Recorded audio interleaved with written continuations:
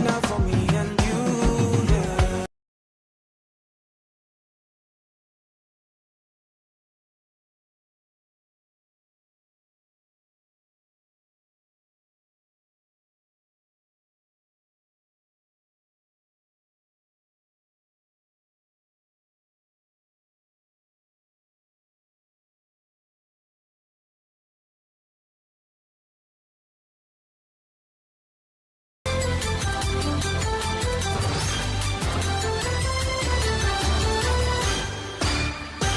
Hello and welcome to Joy News at 6.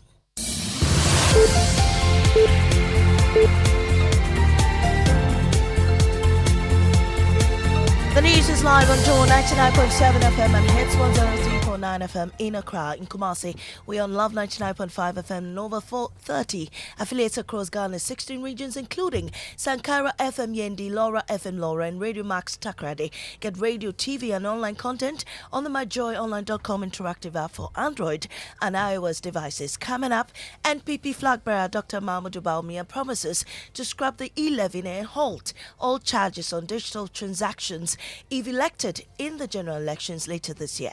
The e-levy will therefore be abolished. We have details of his first major policy address since becoming flag bearer of the governing NPP, in which he shifts his vision from the free senior high school policy to jobs and wealth creation.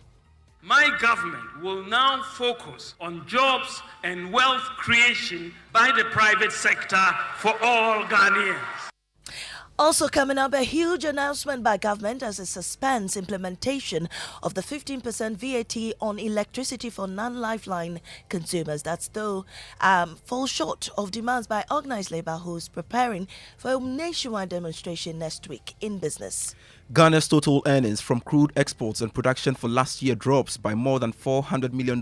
Details on the Joy Business Report. And later in this bulletin, we'll tell you how authorities plan to ensure urban schools in Osu become safer havens free from the grip of air pollutants. Start with a pilot project, select one school, and see if we can create a safe space for kids to play, removed from air pollution. These and more with me, Mami Sinyamicha Thompson. This is your home of independent, fearless, and credible journalism.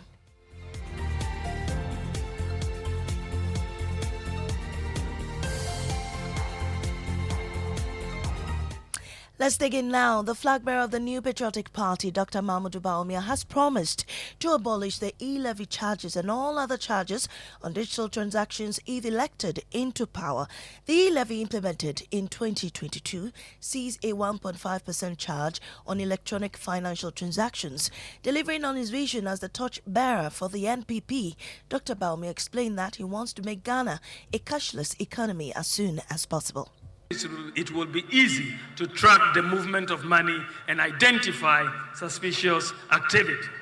The e-city will quicken the pace of Ghana's move towards a cashless or near cashless society. Ladies and gentlemen, to move towards a cashless economy, however, we have to encourage the population to use electronic channels of payment. To accomplish this, under my administration, there will be no taxes on digital payments. The e-levy will therefore be abolished.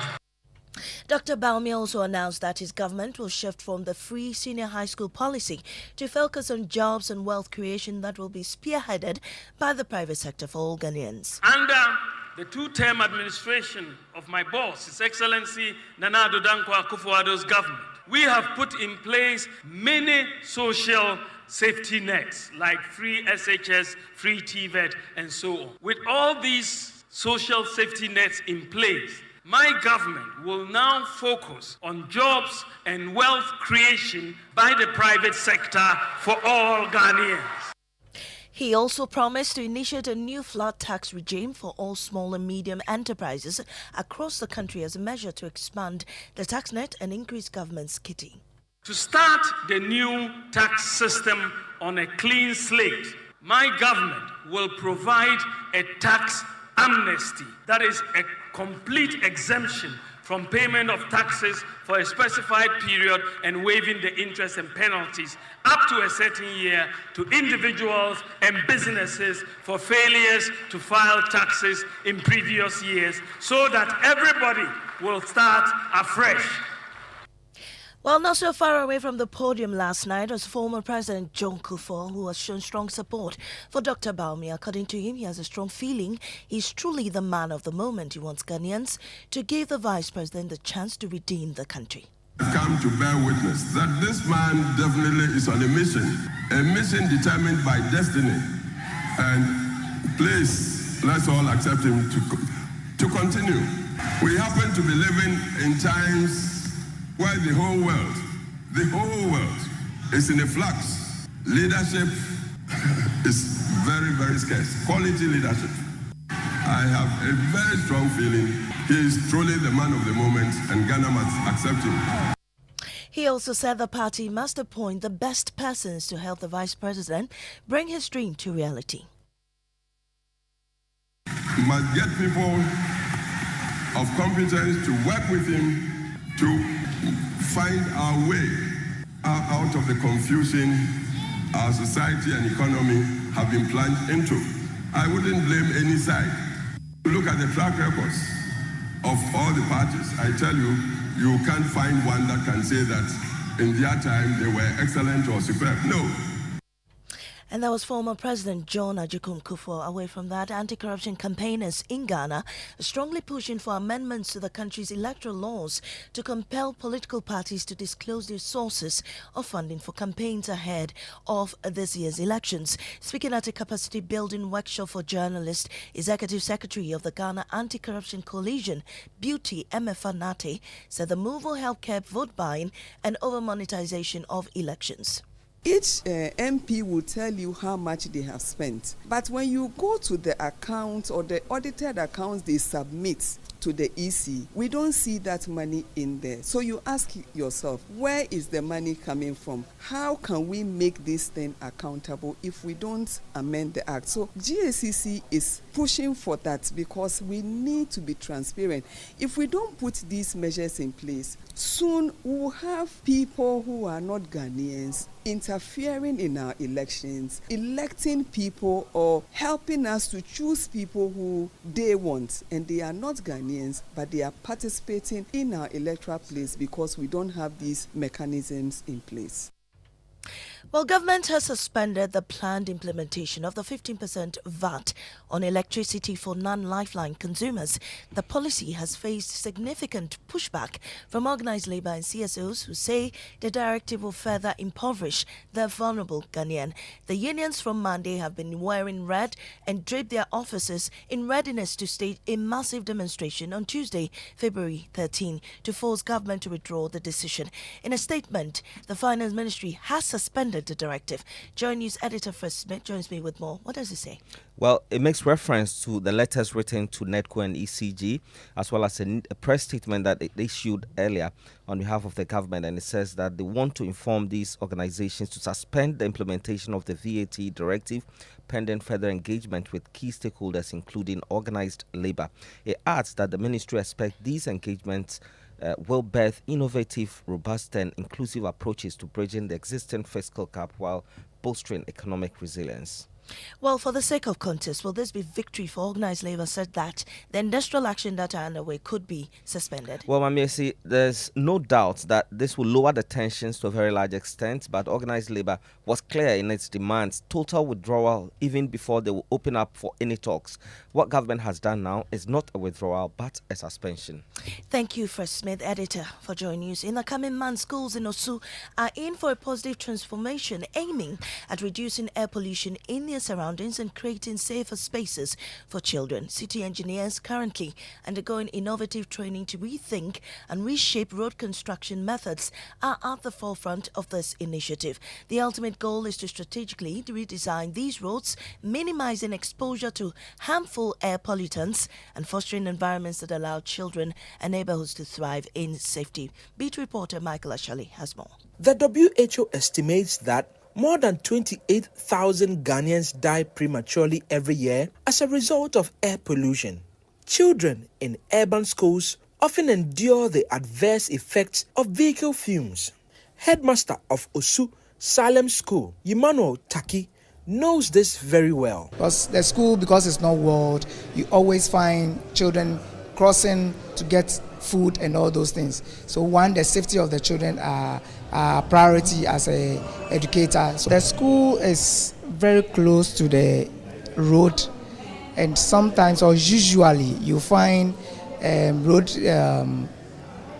cars parking in the school and around the school area. For stakeholders, their interest is to move from pollution to solution. Program Manager of GDCI, Hayreton, explained how this will be done. Do is start with a pilot project, select one school, and see if we can create a safe space for kids to play, removed from air pollution, and then showing the results so that we can implement these kind of projects in different parts of the municipality as well. And that was a report by my colleague Michael Ashale. The story was a collaborative with the New Narratives. Funding was provided by Clean Air Fund. The funder has no say, however, in the context of this story. And that's how we end the bulletin in our top story. NPP flag bearer Dr. Bawumia promises to scrap the e-levy and halt all charges on digital transactions if elected in the general elections later this year. I am Amisi Nyamicha Thompson. Up next is Business on the Super Morning Show.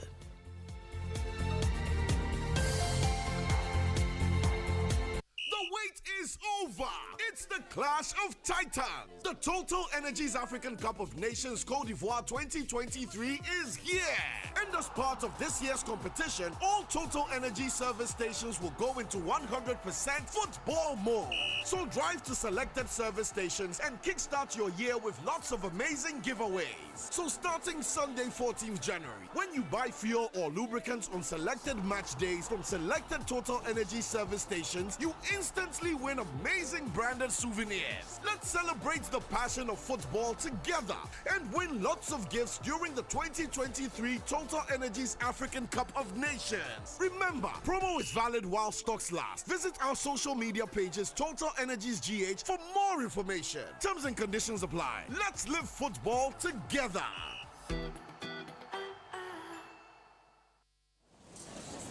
The boys are lined up looking for an opening. They are charging forward from our three. Kuku has his eye on the cashier, but Yo gets there first. He taps, and he scores! Win your ticket to glory with the ABSA Card Assist. Tap to pay with your ABSA debit or credit card, and you could win an unforgettable Premier League experience in the UK or any of over 50 consolation prizes such as home appliances and shopping vouchers. It's time to tap and tap your way to the Premier League with your ABSA card. ABSA, the official banking partner of the Premier League. Terms and conditions apply. Millennium Insurance has enhanced its motor insurance policy cover to make life more comfortable for you, our valued clients, and in the event of vehicle breakdown whilst on the road. To ensure your safety and that of your vehicle, Millennium Insurance will ensure that your broken down vehicle is towed to a safe place within 1 hour of call and 30 kilometers radius from the place of breakdown. This service is absolutely free. Millennium Insurance, your trustworthy partner, is on standby to be of service to you. Contact us now on 0501 394 997 or 0501 285 821, 0501 394 997 or 0501 285 821. Millennium Insurance, your trustworthy partner. No matter your water needs, Syntex has it all. Syntex tank was first to introduce double layer tank, and now you can have as many layers as you want. Syntex tank was first to introduce white inner layer tanks in Ghana, and now introduces the customer specs order, which will let you order any color and size you want. Syntex tanks gives you the biggest warranty of 7 years, which no other tank gives you. So whatever your water consumption, size of project, or demand, choose Syntex tank. Syntex tank, stress-free. Syntex tank, reliable. Syntex tank, maximum guarantee. Call 0244 335 168, Kumasi 0505 555 666, or visit syntexgh.com. Syntex tank, a strong, a tough. We've got red hot deals at Oka Deco this Valentine's season. Set the mood and express your love with exclusive decor, gifts, accessories, and much more from Oka. Enjoy red hot deals from now until 17th February. Make someone feel special. Visit Oka Deco at Accra Mall and on Spintex Road this Valentine. Honey, I know you're a bit hard up now, so I've decided to sell the gold necklace you bought for me, so at least we can pay our rent. Wow, that's so nice of you. But you see, there's just one problem though. The necklace, is actually not real gold. So it's not real gold, it's real what? It looks like gold, but it's actually fake. So all this while I've been walking around thinking there's real gold on my neck, not knowing it's galamsey chain. Honey, I'm so sorry. Oh, sorry for yourself. No wonder you're broke. You continue being broke, sir. Don't wait till a rainy day to realize you've been played. Times are hard. Invest right. Invest with iVest, the smart fixed-term investment account from Isway that gives you real value. iVest, real returns for real people. Call Isway now on 0302 208 222 or text iVest to 4993 to get started. Isway, your trusted financial solutions partner. Isway is a member of the Ghana Deposit Protection Corporation. Right, so welcome back and thank you very much for staying with us here on the Super Morning Show on Joy 99.7 FM. The 6 a.m. news brought to us by Total Energies. Total, we go the extra mile for you. Absa Bank Ghana Limited, helping you find a way to get things done. And Millennium Insurance, your trustworthy partner. Pius. Winston, good morning. Yeah, good morning. How are you? Very well, very well, very well. We thank God for your life. We thank God. Thank God. You followed the presentation by Dr. Bawumia last night? Last night, yes, I did. I did. Okay. What were your impressions? Winston, I wish I wouldn't say this, but okay, say it. I wasn't moved. Okay. Sorry. Yeah. Why weren't you moved? It appears the same promises prior to the 2016 elections, scrapping of taxes and what have you, and everything. Here we are again, the same thing happening. Yes, during the 2016 elections, first 2 years of this administration, we saw the scrapping of taxes. Going forward, we saw taxes being increased. So what are you coming to tell me now again, really? Yeah. You don't, okay. He's told you what he wants to do. Yeah, about digitization and what have you, he hopes to leverage on that. And for me, that is impressive. Okay. But in total, Charlie. Well, this morning we'll do a post-mortem. We'll do a review of what Dr. Bawumia said last night. And of course, we're doing this with you, so we want to hear from you. What were your expectations? Were your expectations met? He's talked about a lot of things, including this. Will now focus on jobs and wealth creation by the private sector for all Ghanaians. My vision, ladies and gentlemen, is to create a tent big enough to accommodate all our people, tap into the resourcefulness and talents of our people, irrespective of our different ethnic, political, and religious backgrounds. But of course, you're told that e-levy will be scrapped. You're also told that VAT on electricity, would go, but in the course of the lecture, the Finance Ministry released a statement suspending the implementation, pending further consultations and other innovations on how to go. He's talked about, a betting tax going, being abolished, and all of these. Well, stay with us here on the Super Morning Show. We'll talk a lot. Some of you have asked questions. You've asked, so if you knew you could do all these, why haven't they been implemented? Well, his response to you is this. As Vice President, I am like a driver's mate. But by the grace of God, if you make me the President, I will be in the driver's seat with constitutionally mandated authority to pursue my vision and my priorities. Well, time now for the Joy Business Report with Pius and the team.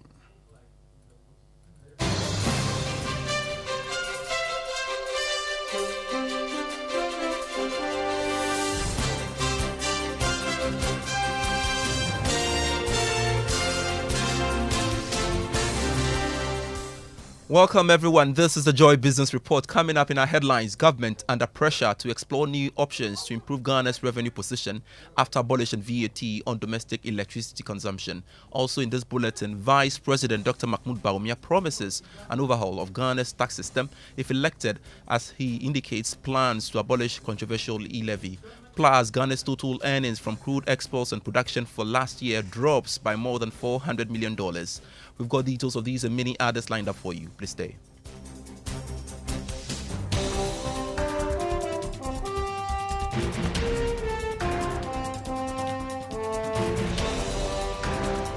Always a joy to have you on. I am Pius Kojo Baka. A look now at our stories. Government will now have to explore new avenues to help improve the country's revenue position.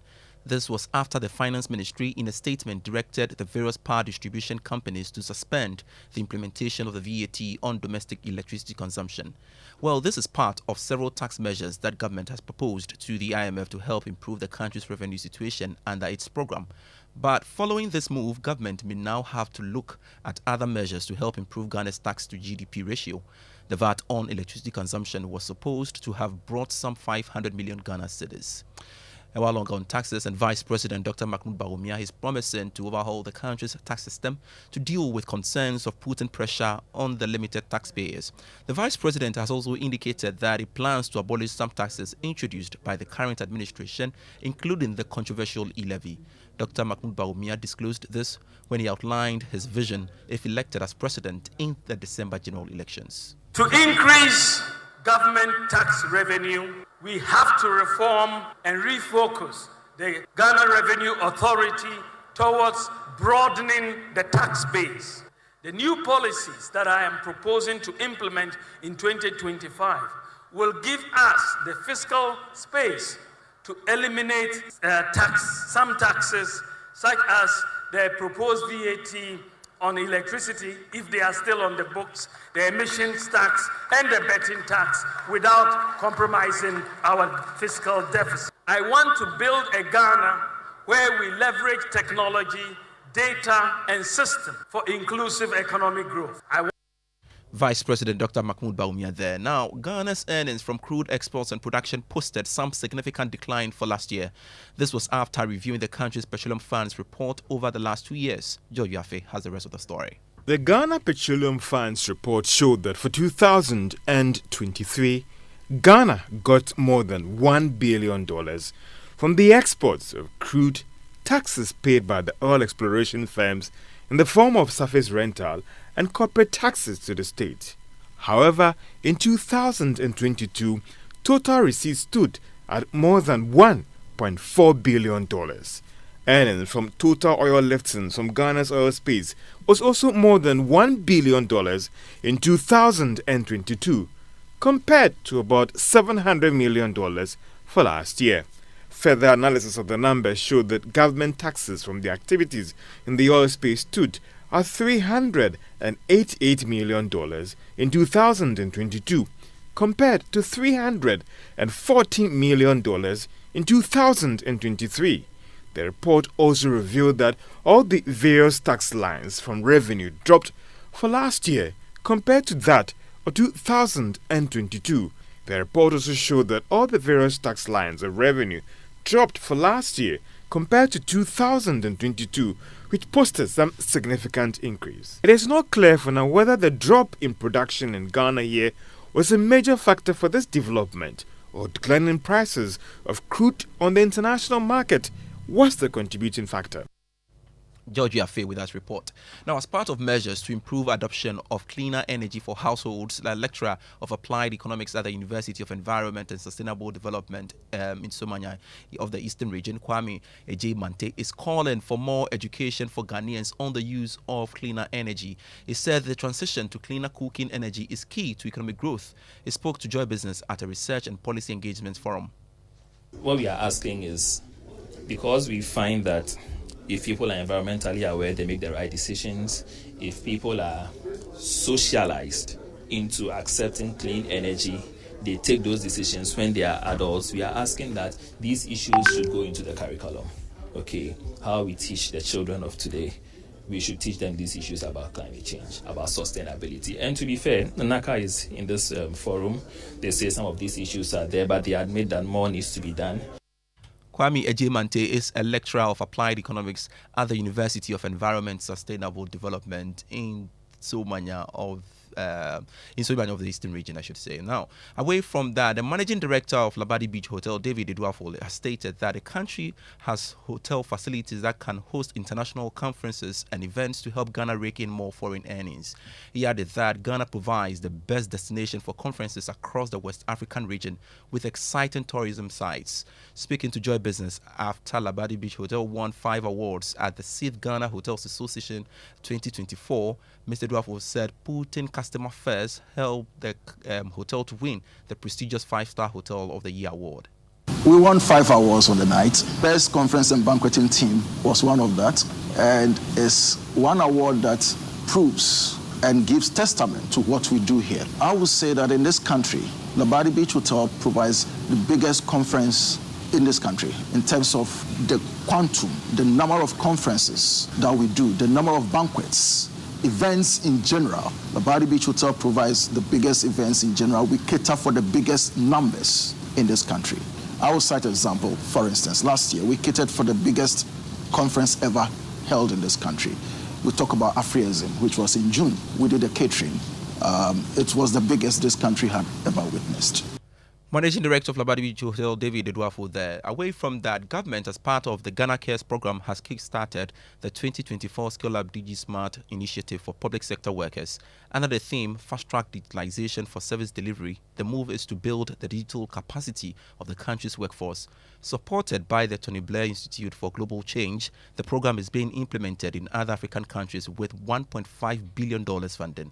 Speaking to journalists after the launch of the event, head of the civil service, Dr. Evans Agri-Dakon, indicated that more than 800 civil servants have already benefited from the program. This is not just, this is not the first time. We started with 170 or so last year, and this is a scale up, and that is more than 800 of our people who are going to be trained. The idea is that, and my own, what I have, and because I'm being futuristic, will be that a critical mass of our workforce will be digitally sound, and so that they can change the course of service delivery in this country. Head of Civil Service, Dr. Evans Agri-Dakon. You're still listening to the Joy Business Report. Now, the school farm competition will help schools feed their students without having to rely solely on government. That's according to Executive Director of Cosmos Innovation Center, Benjamin Jankesi. Speaking at a signing ceremony between Blue Skies Foundation, he indicated that the competition, which seeks to build interest of young people in agriculture, among other things, hopes to make schools self-reliant in feeding themselves. Contributing to feeding themselves is what we maybe within the first couple of years we're going to aim at.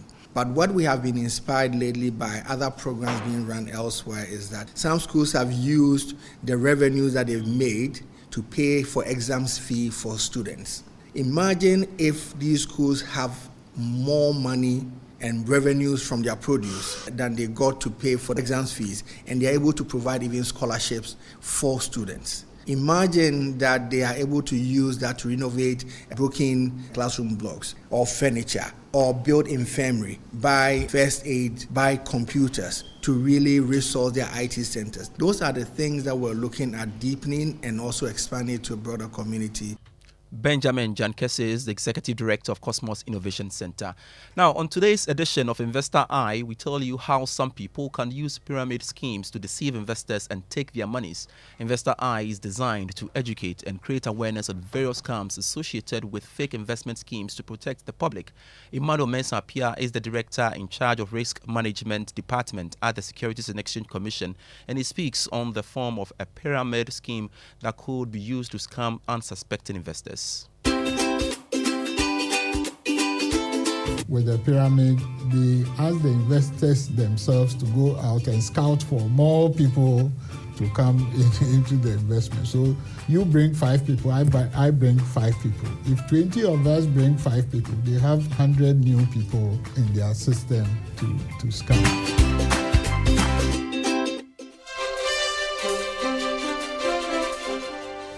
Investor Eye comes your way every Tuesday and Thursday in the morning on the Joy Business Report. And let's now go to the commodities market.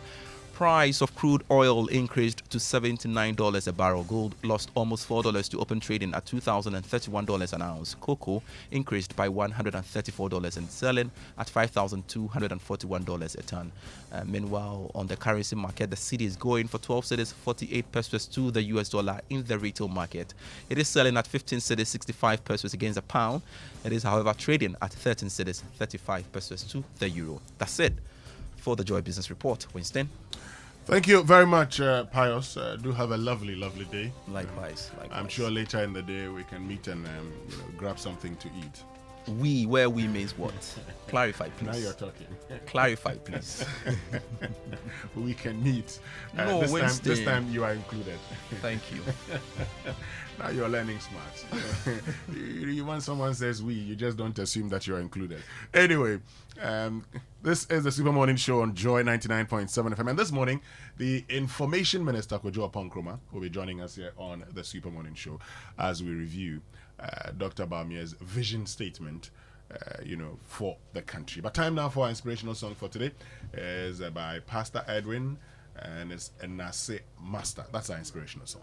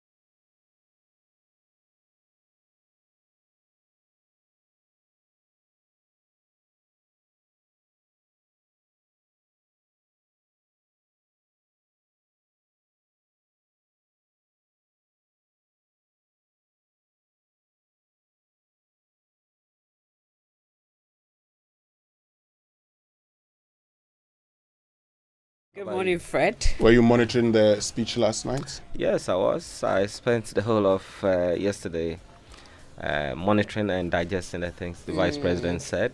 Mm-hmm. You're the head of the health desk. Mm-hmm. Was there a bit for you? Well, don't mind me. Oh, no, we are listening. Yeah. Well, she says don't. Okay, so this is not his manifesto, so we'll wait for that. That will be specific on what he's doing with healthcare and so on. But at least the digitization bit was great for us, and I believe that we will be able to improve healthcare with digitalization. Okay, Winston. Yeah. Let's get into our Drive Safe campaign, Mavi. Yes, and our Drive Safe campaign is brought to us by Joy News and Multimedia Group. It's supported by Toyota Superior Quality and Imperial General Assurance Solid Protection. So always wear your seatbelt, and please check to see that everyone in the car is wearing theirs. So why don't you give yourself a few seconds to check if everyone in the car you're driving right now is wearing their seatbelt. That's how to drive safe, and please be safe on the road. Let's learn how to say it right. Brought to us by Kingdom Books. At Kingdom, quality and affordability are their hallmarks, and Societe General Bank Ghana, the future is you. Something must be done. You say. So today I want us to learn the pronunciation of a very simple word, because you hear people mispronounce it. C-O-U-L-D. Simply pronounce could. Some of you are tempted to pronounce the L in it as in cold, but the truth is that the L is very silent in its pronunciation, at least not if you want to say it right.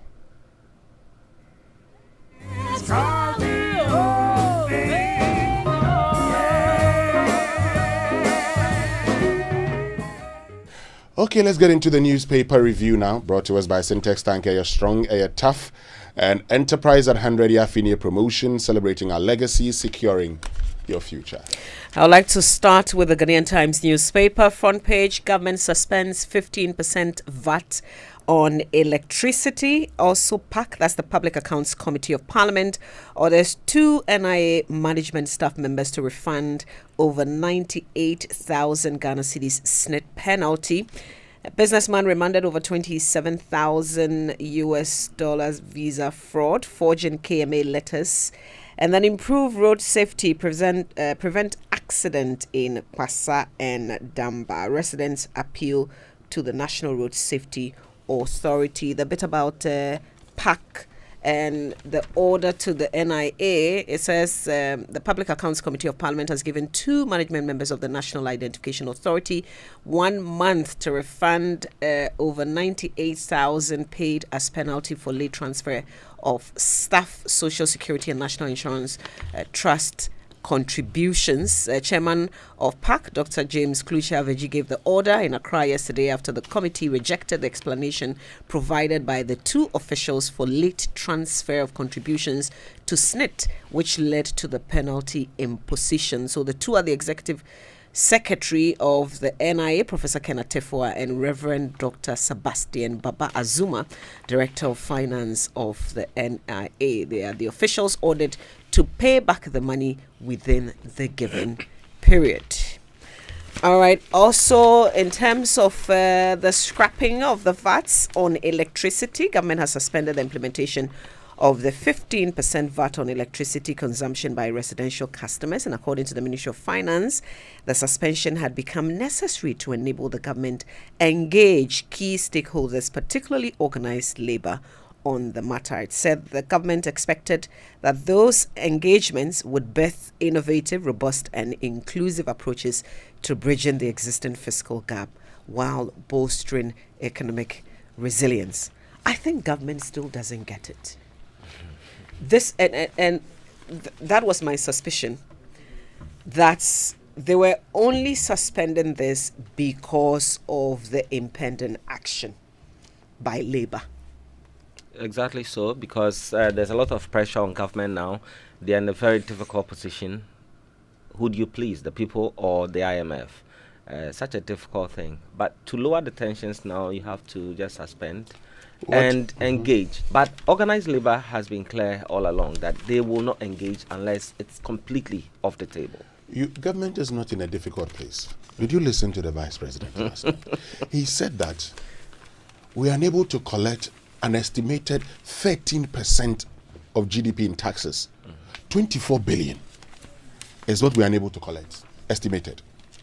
And it's the reason he's introducing these. What that actually tells you is that if we're to see, currently we say we are around 13%. If we're to add the other 13%, that's what? 26% of GDP. In fact, if we're doing things right, we would collect all of these. And I have consistently indicated that something just doesn't add up. Because even in 2015, Anthony Doku, then a deputy commissioner of the Ghana Revenue Authority, wrote to the deputy chief of staff indicating that we lost an estimated 36 billion cedis annually at just the port, Tema Port. 36 billion Ghana cedis. I don't see why we must be burdened this way. I just don't understand it. I've asked a simple question.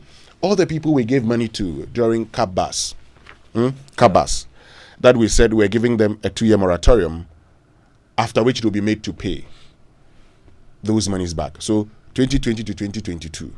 Have we gone back to check, for instance, whether they've made profit? How many of them have paid anything to the Ghana Revenue Authority? How many of them? If we say that our economy estimated to be 88% informal, how many people within the informal sector pay income taxes to the Ghana Revenue Authority and by extension the government? These are the things we should be talking about. So government is not in a difficult place. But this is the other point, Fred. Now who caused them? Now, if you find yourself in a difficult place, do you still continue spending? Do you now go and tell us that you want to build, you want to build a program based on increased revenue generation? I am happy that today, at least, Dr. Bawumia says he have not more than 50 ministers, both ministers and deputy. That's good. At least we're getting somewhere. Mahama says not more than 60. So the conversation now is to have a lean government. But that should not be all. Not just saying ministers, but the other appointees, CEOs, deputy CEOs, creating additional bodies here and there, special assistants. All of these must be checked. And you can actually have 50 ministers and have 3 deputies. No, he says both ministers and deputies, not more than 50. Well, that would be great then. All right, so the daily graphic with me, in fact, all the newspapers are washed with the lecture by Dr. Bawumia, and in fact, almost all of them have touched on E-levy. It appears to be big for every media organization. The daily graphic says the Vice President, Dr. Mahmoud Bawumia, has stated that if given the chance to govern the country, he will leverage the power of the private sector to execute many public projects in order to reduce the financial burden on the government. That approach, he says, will underpin his government's major goal of attaining and sustaining macroeconomic stability with low inflation, low interest rate, exchange rate stability, and low budget deficits. You know, the issue, Fred, is that the Vice President made lots of promises before this government came into power. Yes. And so the question that I guess some people will be asking, how can we trust the same person who made so many promises and delivered nothing, really? Yeah. He's promising again. So the explanation, do we believe it? Because when he made those promises, he knew he was going to be vice president. He was going to be the driver's mate. But he wanted us to believe in those promises. People voted for the NPP based on those promises. So, if you fail to deliver, should the people still believe in what you say again? Yeah, but because these are promises again. Throughout the speech he gave yesterday, you realize that there are some policies of government that he disagreed with, but did not say to anyone. E-levy. E-levy, for instance. E-levy was such a loud one. And for a very long time, even sitting on this show, we called on the vice president because we wanted to hear from him. So why is he now saying that still endure? After a year, if I should become president, then I'll give you some sort of relief. Really? Well, this is the point. And anybody who's been in cabinet before will tell you that before you, even as a minister, before you get to cabinet with your position or with your document, it is expected that you go and discuss it with the president. Because you can show up in cabinet, you start, and if the president doesn't support it, the president, has the veto. He can just tell you, we are not taking this. And that's the end of it. Now the question is, was Dr. Bawumia's argument against e-levy sound at the time? Did he even make any argument against e-levy? If he made arguments against e-levy, and if his arguments were sound, why were those arguments not bought into by the president? But if the president also decided, I wouldn't accept it, irrespective of what you say, then now that he wants to be president, you'd expect him to say, I will change it because then I will be the man in charge. The truth is, today, if Akufo-Addo believes that we still need e-levy, he will not abolish it. And Bawumia cannot do anything about it. That's my difficulty here, because you see, this is one NPP administration. And every NPP person, I want to believe, because of that show of support, when the president handed over that flag to him as flag bearer, that they all support him as the flag bearer of the party. Now, if he has a plan that's contrary to yours and you intend to break the 8 in all honesty, why won't you support him? I mean, that's a good question, but that's also a question that, we need to get answers from Akufo-Addo. But if what Bawumia is saying is anything to go by, if that's what happened, then you can see.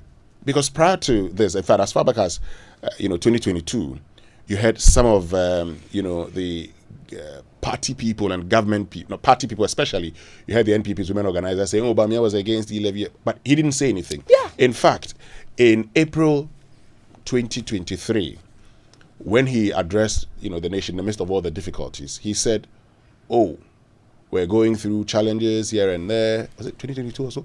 But, 2023, yes.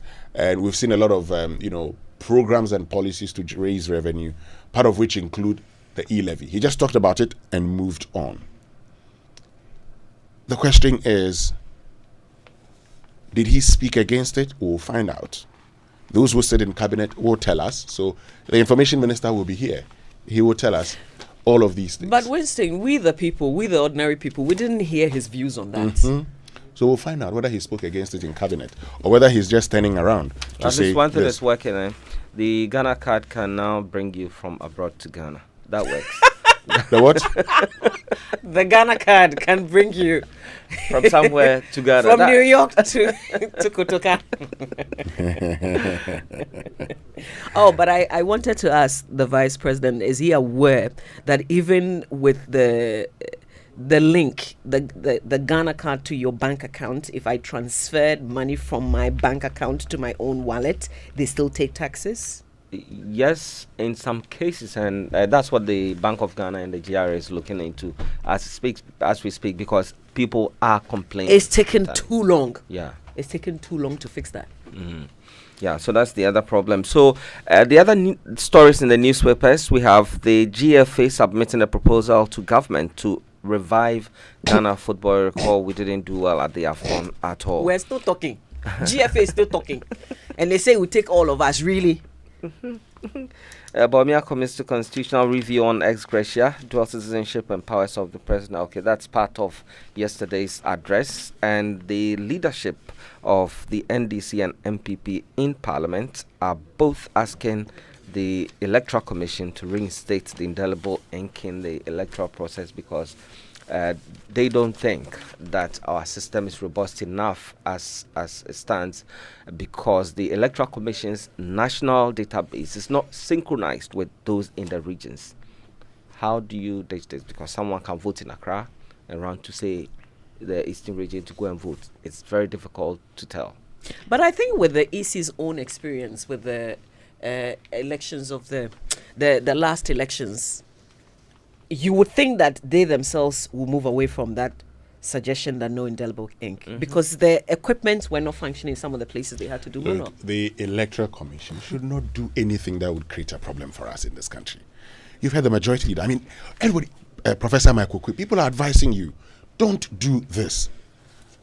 If you're going to an election and one like this, the last thing you want to do is to create any avenue for a doubt. You must conduct the election in such a way that anybody who loses would accept that, okay, this election was free and fair. Why do, at this point in time, do you come up with suggestions that, oh, I want to, abolish the indelible ink? No, I don't see, the sense in that. Have we complained? It's not broken. We haven't complained. But you yourself, your system, you don't have a solid system. You don't have a solid system. We Yes. begin to record issues of, battery, this system down, that system down. We have to do manual verification. How do you then Exactly. identify that the person has indeed voted? Exactly. I know we need to get there one day because it will cut costs in running the election. True. But we're not ready yet. I don't We're not think ready we yet. are. No. When you have an election ahead of us, like what we have in 2024, the last thing we want is the Electoral Commission to do anything that will give grounds to rejecting the results. Let it be free and fair. Let it be seen as free and fair. So, like the majority leader, Professor Michael Kwe, and all others, I am also against the abolition of the indelible ink. Anyway, let's get into our last paper before we go for the online news review. All right. Well, essentially, it's just a repetition of what we've heard already on Dr. Bawumia's speech. But there's an issue about the football. They want to review, and the GFA has put forth a proposal. We don't know what that contains, but at least we heard a bit from Bawumia yesterday where they said they're going to invest in grassroots football. It means that the coast football should be back. We can raise talent from there and be able to groom talent here. Talk, Fred. Yeah, groom talent in Ghana. John Mahama has also talked about having a core of our Black Stars coming from local players. Now which I have an issue with that. Is that the responsibility of the executive president? We know how things play out. Before FIFA comes to tell you are interfering. If you give us a promise like that. Look. Capacity. The Black Stars cannot be built like it was built in the 60s and 70s when our league was very competitive. Today our league is not competitive. That's the fact. Our league today is not competitive. All our great talents are looking for an opportunity to go and play outside. Some will even go and play in Tanzania. People go to Vietnam to go and play football because that's where they get paid. The facilities are also not here. Yeah. We don't invest. We don't even market. Let's go for the online issue. Oh, just before we do that, can we say big congratulations to our friends at Labadi Beach Hotel? Sure. They've been honored with 5 awards for service excellence. Mr. David Ediafo and your team, congratulations to you. Yes, our online news review brought to us by Zenith Bank in your best interest and Goyle Good Energy. So what do you do when you run out of fuel in your vehicle? Do you just stop up anywhere? Don't do that if that's what you've been doing. Let's introduce you to the Good Energy family and why you must be part. So Goyle Super XP Ron 95 and Diesel XP are the best quality fuels with high performance in town for your vehicle. Also, Goyle Super XP Ron 95 is a high-grade fuel sold at same price as normal fuel. And the Goyle Diesel XP is also low in sulfur, making it an eco-friendly option for your vehicle. And they have over 440 stations across the nation. Please join the family that rewards you with quality for an energized driving experience. Goyle Good Energy, Goyle. Yen ara yedim. So myjoyonline.com this morning, Bawumia departing from Akufo-Addo's policies doesn't necessarily mean existing ones are wrong. That's according to his spokesperson. I'm sure he spoke on PM Express last night. Bawumia vows to enable small-scale miners to do responsible mining, and government succumbs to pressure, suspends controversial 15% VAT on electricity. Bawumia is a man of destiny. Kufo encourages support for sustained positive contributions. CityNewsroom.com this morning, Bawumia can't absolve himself from economic mess.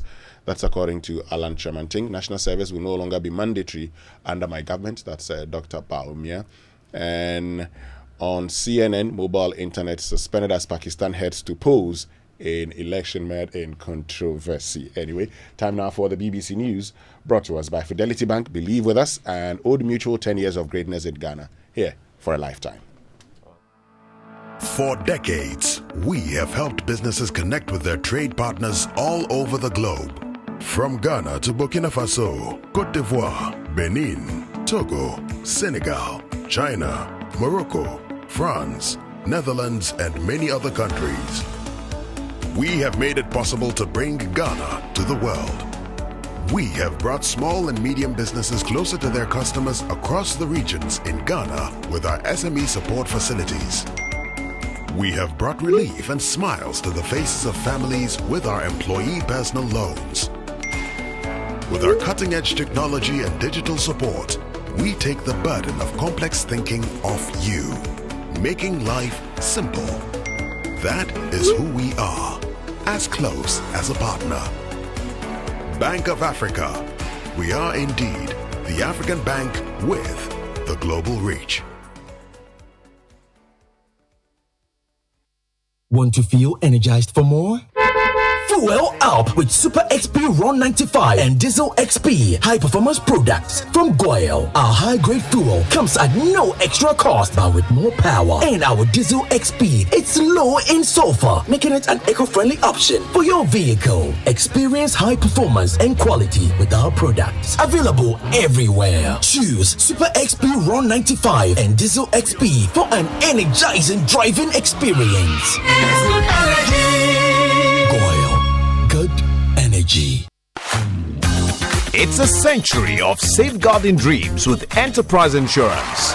In the spirit of our 100th anniversary, Enterprise Insurance revs it up with Yafinia Motor Promotion. One lucky winner will cruise around in a sleek brand new Nissan Kicks SUV. First and second runner-ups will jet off to Dubai for an all-expense-paid escape. Renew or get your vehicle insurance between January and June 2024 and win free fuel coupons. Monthly raffle draws give you cool gadgets like laptops, Samsung phones, microwaves, gas cooker, tabletop fridge, and many more. Enterprise Insurance Yafinia Motor Promotion is on at all our branches. Call your broker or agent to buy or renew your motor insurance and make history with Enterprise Insurance at 100. Celebrating our legacy, securing your future. Time-tested, truly trusted. That's the Enterprise Advantage. Terms and conditions apply. This promo is regulated by the NLA on the Caritas Lottery platform. Enterprise, your advantage.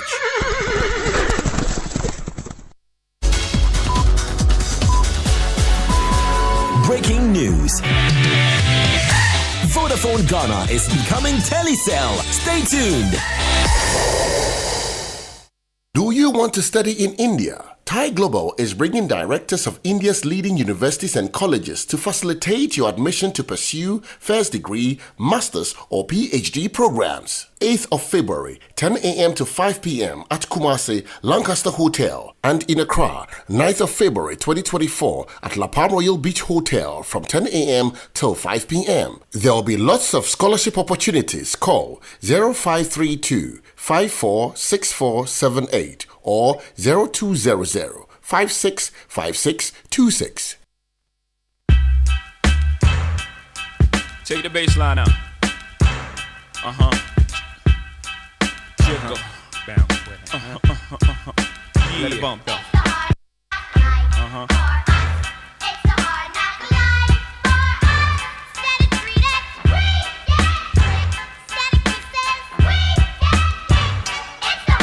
From standing on the corners bopping to driving some of the hottest cars New Yorkers ever seen, for dropping some of the hottest verses rappers ever heard. From the dope spot with the smoke block, cleaning the murder scene.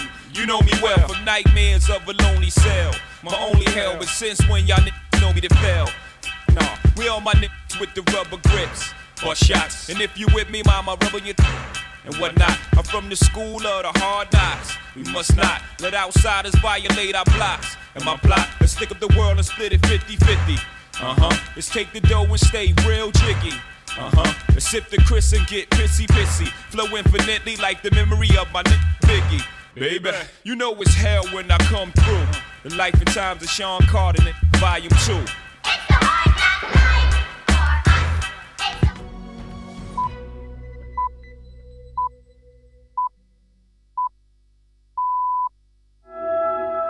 Hello and welcome to Newsday on the BBC World Service with Davina Gupta and James Copnell. Great to have you with us. Coming up, according to a new data, world temperatures have exceeded 1.5 degrees centigrade for the first time. We look at what this means for global warming and the progress we're making in reaching our sustainable targets. Israel's Prime Minister has rejected the amendments to the proposed ceasefire terms set out by Hamas and says total victory in Gaza is possible within months. We'll look at future prospects for the Gaza Strip with a Palestinian representative. A United States drone strike has killed a senior commander of an Iranian-backed militia in Baghdad. A former U.S. general tells us why he thinks the U.S. campaign will continue. And at the Africa Cup of Nations, hosts Ivory Coast will meet Nigeria in the final. That's after the latest world news.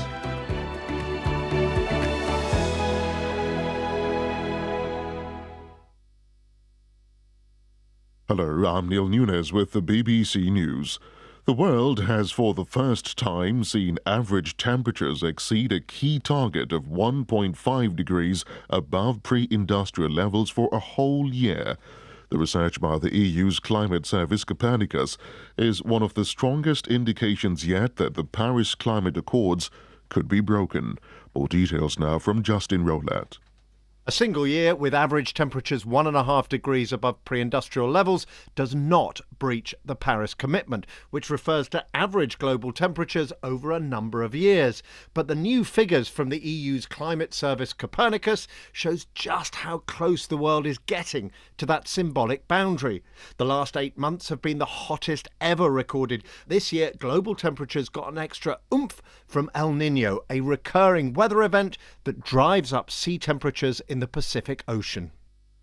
Pakistanis are voting in general and provincial elections after a campaign period marred by violence. Election day has seen the authorities unexpectedly cut mobile phone and mobile internet services. In Quetta, the capital of Baluchistan, some polling stations are largely empty because of security threats and cold weather. Our correspondent in Pakistan, Samira Hussain, also spoke of voter apathy. There's a lot of disillusionment on the minds of voters here, and there are concerns about whether or not these elections are going to be free and fair. If you look at the players, you have the three-time former Prime Minister Nawaz Sharif, who is contesting in these elections, and in fact, the last time Pakistan went to the polls, he himself was in prison. And speaking of prison, former Prime Minister Imran Khan, who remains wildly popular, but is barred from, or is disqualified rather, from participating in these elections, and right now is serving a prison sentence. China's consumer prices fell last month at the fastest pace since 2009, in another sign its economy is struggling. The country has been hit by a crisis in the property sector and a global slump in demand for Chinese exports. More details in this report from Monica Miller. China's consumer prices fell at their steepest pace in more than 14 years in January, down 0.8% year-on-year. This is the fourth straight month of decline and the biggest contraction since 2009 in the aftermath of the financial crisis. Its factory gate prices dropped by 2.5% from a year earlier. China's economy has been dealing with slowing prices since early last year, forcing policymakers to cut interest rates to encourage growth and avoid deflation. Nervous investors have dumped Chinese stocks amid a deepening property crisis and local government debt risks. World News from the BBC. At least 5 members of a rogue security brigade have been killed in a shootout with police in Haiti, which has been beset by political and gang violence. Those killed in a suburb of the capital, Port-au-Prince, appear to be agents from a state environmental force formed to protect pine forests, but which has evolved into a paramilitary body. Opposition candidates in Senegal's presidential election say they're uniting to campaign against the postponement of the vote by nearly 10 months. The election's delay from this month until December was announced last week by President Macky Sall and confirmed on Tuesday by Parliament. Nicolas Negos reports. More than half of the 20 eligible candidates to the Senegal elections have decided to gather under one banner. They are calling for all trade unions, religious leaders, and civil society movements to rise together against the postponement of the elections. One of the pre-existing coalitions, Lewi Askanui, says its lawyer will be presenting a legal challenge to the Constitutional Council today. They have also urged the population of Dakar, the capital, and all big cities to participate to so-called Dead City protests. South Korea's President Yoon Suk-yeol has defended his wife, who's faced weeks of criticism for accepting a $2,000 Dior handbag from a visitor to her office.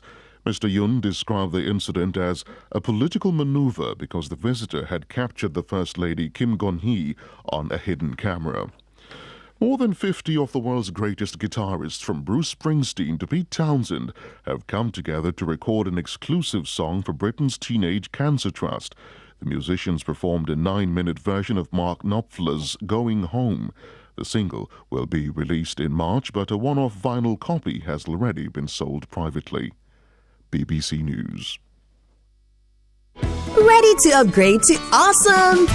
Say hello to the new Samsung Galaxy A05, A05s, A15, and A25 5G. Unlock the magic of the awesome screen, 6.7 inches of pure delight. Available in black, light violet, light green, and silver. Your style, your choice. The awesome 15 megapixel main camera gives you breathtaking photos. Built with the 5000 mAh awesome battery, guaranteed to last long, and a 25 watts fast charger ensures you spend less time charging. Make your memories awesome with any of the new Samsung Galaxy A series range of phones. It's not just a phone, it's a lifestyle. Fall in love with Galaxy all over again.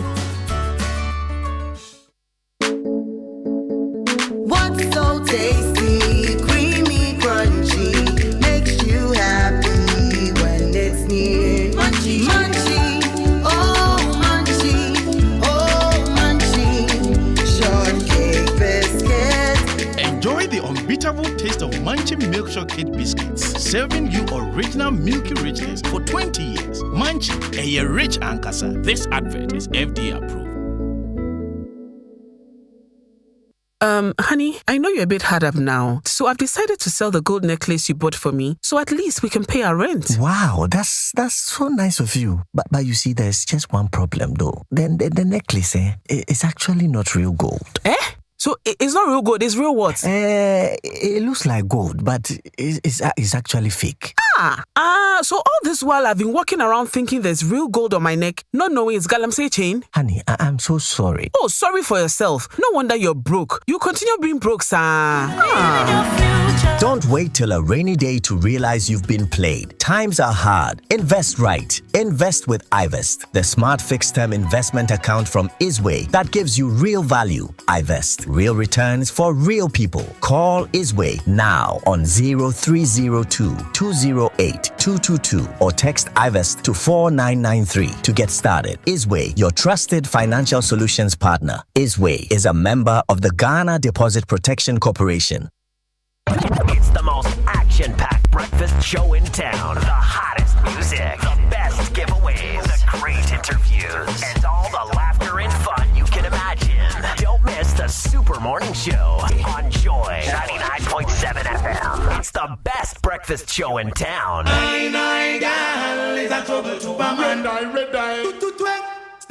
Shine,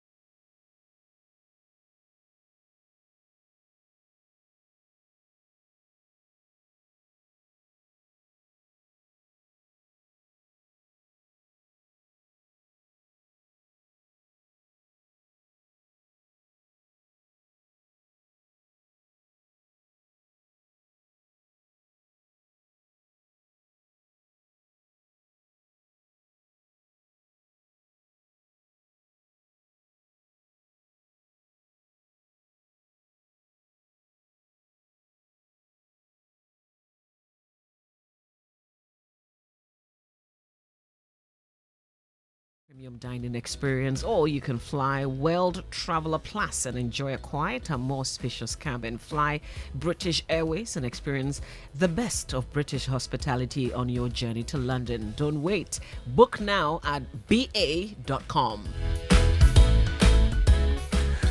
And Toyota users, get ready for a revolution. If you want your Toyota engine to function optimally, then there's only one choice, the Toyota Genuine Motor Oil. The Toyota Genuine Motor Oil has been rigorously tested and proven to be the best oil for your Toyota engine, specially crafted to keep your Toyota engine running smoothly and efficiently. The Toyota Genuine Motor Oil is available at all Toyota Ghana branches across the nation.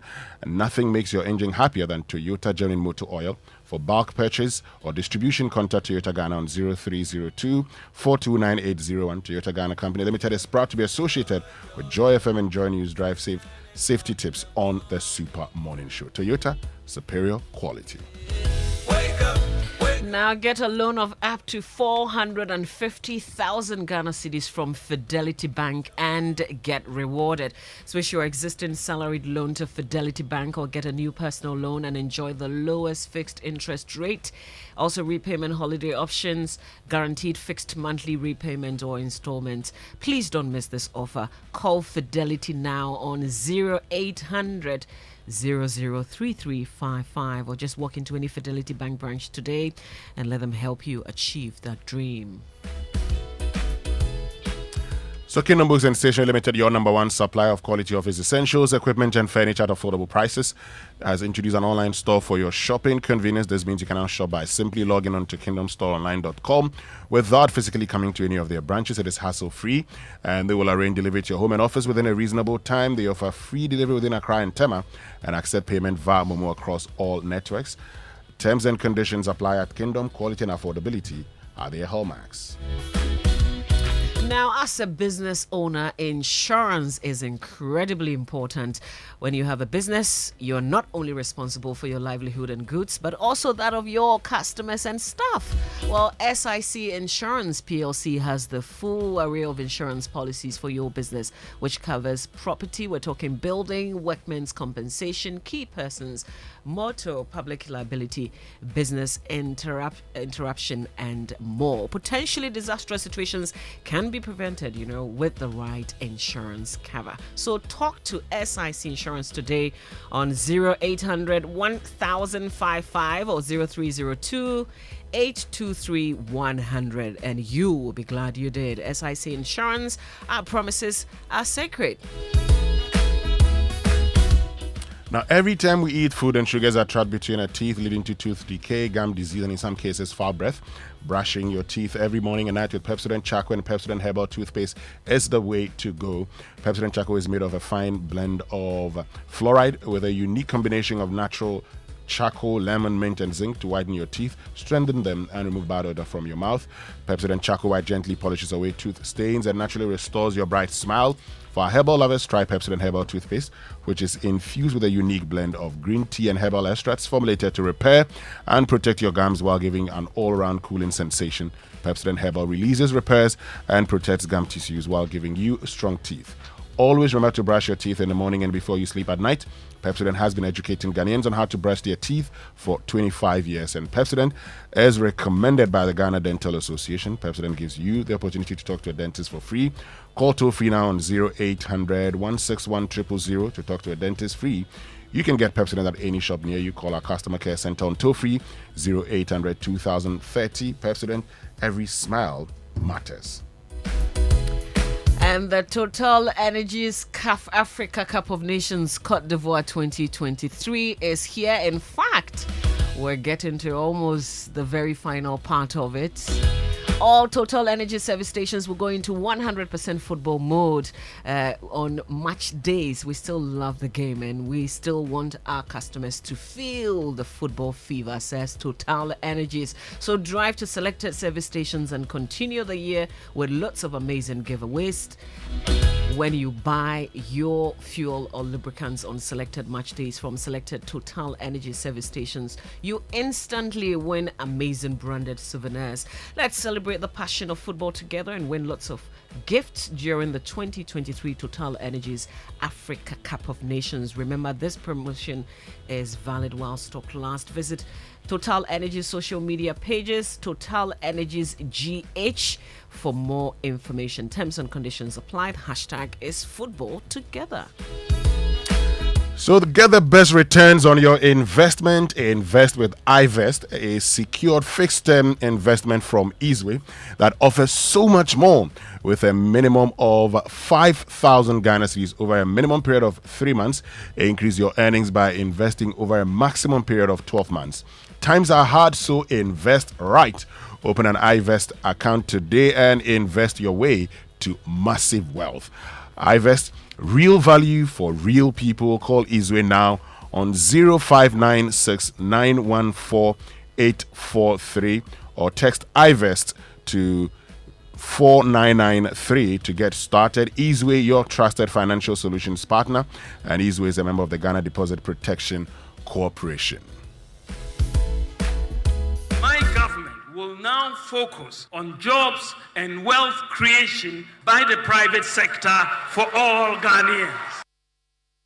My vision, ladies and gentlemen, is to create a tent big enough to accommodate all our people, tap into the resourcefulness and talents of our people, irrespective of our different ethnic, political, and religious backgrounds.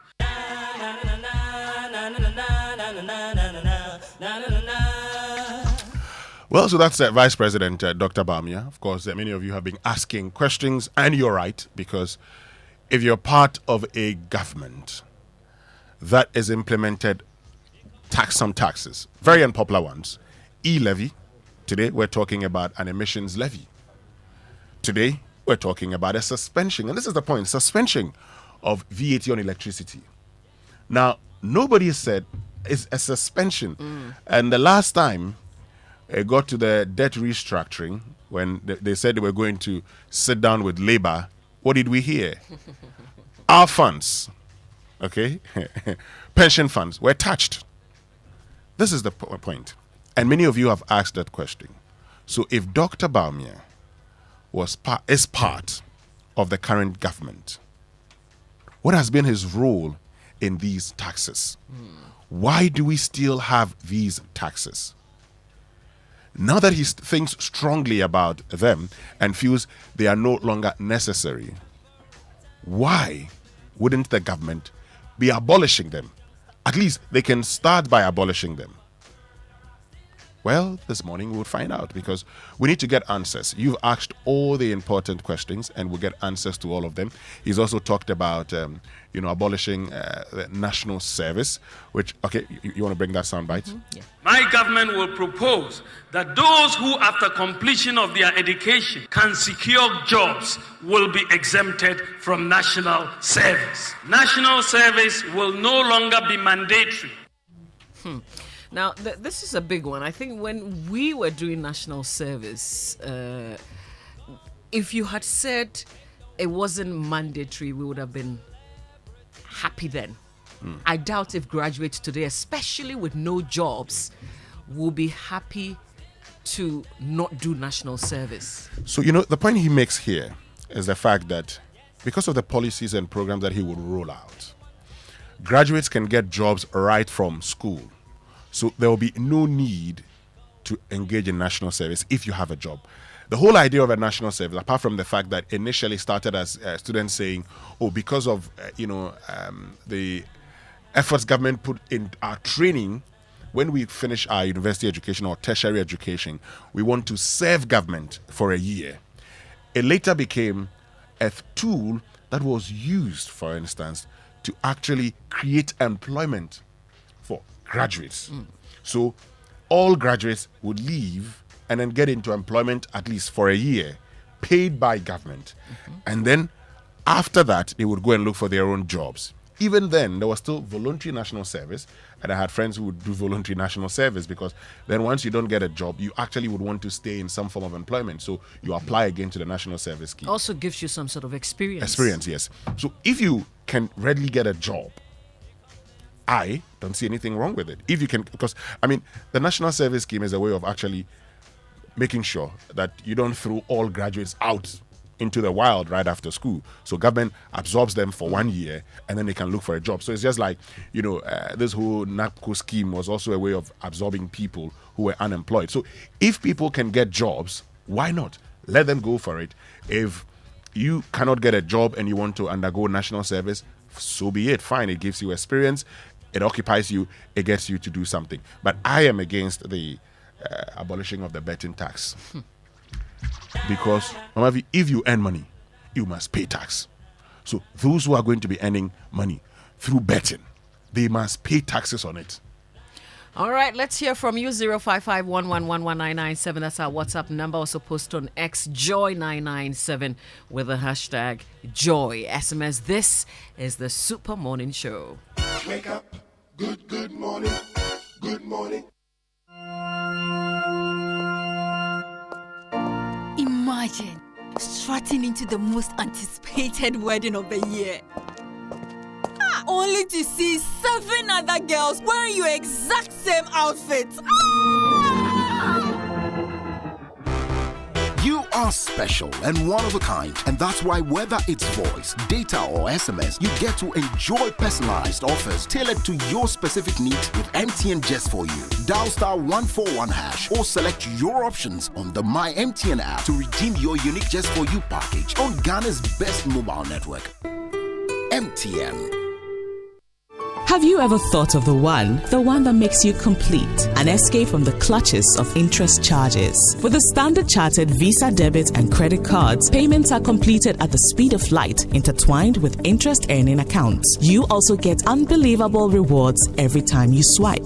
You have access to over 1,200 airport lounges worldwide. High credit limits of up to 100,000 Ghana cedis and up to 50 days interest-free with our credit cards. You also get to enjoy full multi-trip travel insurance for 90 days. Fees discounted at your feet with our globally partnered merchant points. Bills are always settled, not battled. Get the Standard Chartered debit and credit card now. Call toll-free on 0800 740 100 or 0302 740 100 or reach us via email on feedback.ghana@sc.com. Standard Chartered, here for good.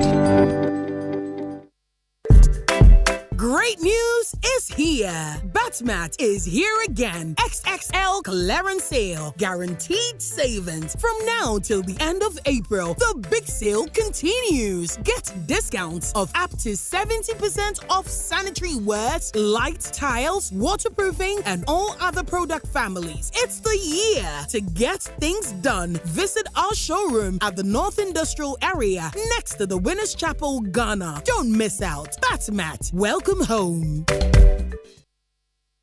It's the most action-packed breakfast show in town. The hottest music, the best giveaways, the great interviews, and all the laughter and fun you can imagine. Don't miss the Super Morning Show on Joy 99.7 FM. It's the best breakfast show in town.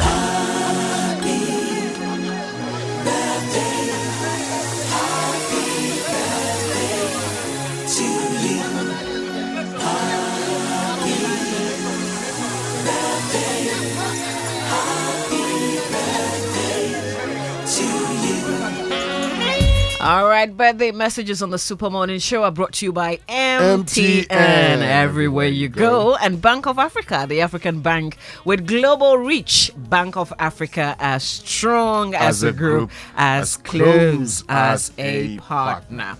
All right, let's get into the birthday messages. And today's a happy birthday to Gavin Jojo Sam Morrison from Avis International Academy. You're 8 years today. Your dad wishes you all the best, and may you be surrounded by an overwhelming amount of love and all the things that make you smile. Happy birthday. I want to say thank you. Thank you to a woman who celebrated her 58th birthday not too long ago, Auntie Catherine Adukwe Amagbe at Okwegono Spintex. Yesterday, she served us lunch. Beautiful lunch. Thank you so She did so what? much. Served you beautiful lunch. Yes, somewhere. Mama V. You know, somewhere is the name of a restaurant. Somewhere is in Sogakofe. But Auntie Kate, thank you. Thank you so much. The food was good.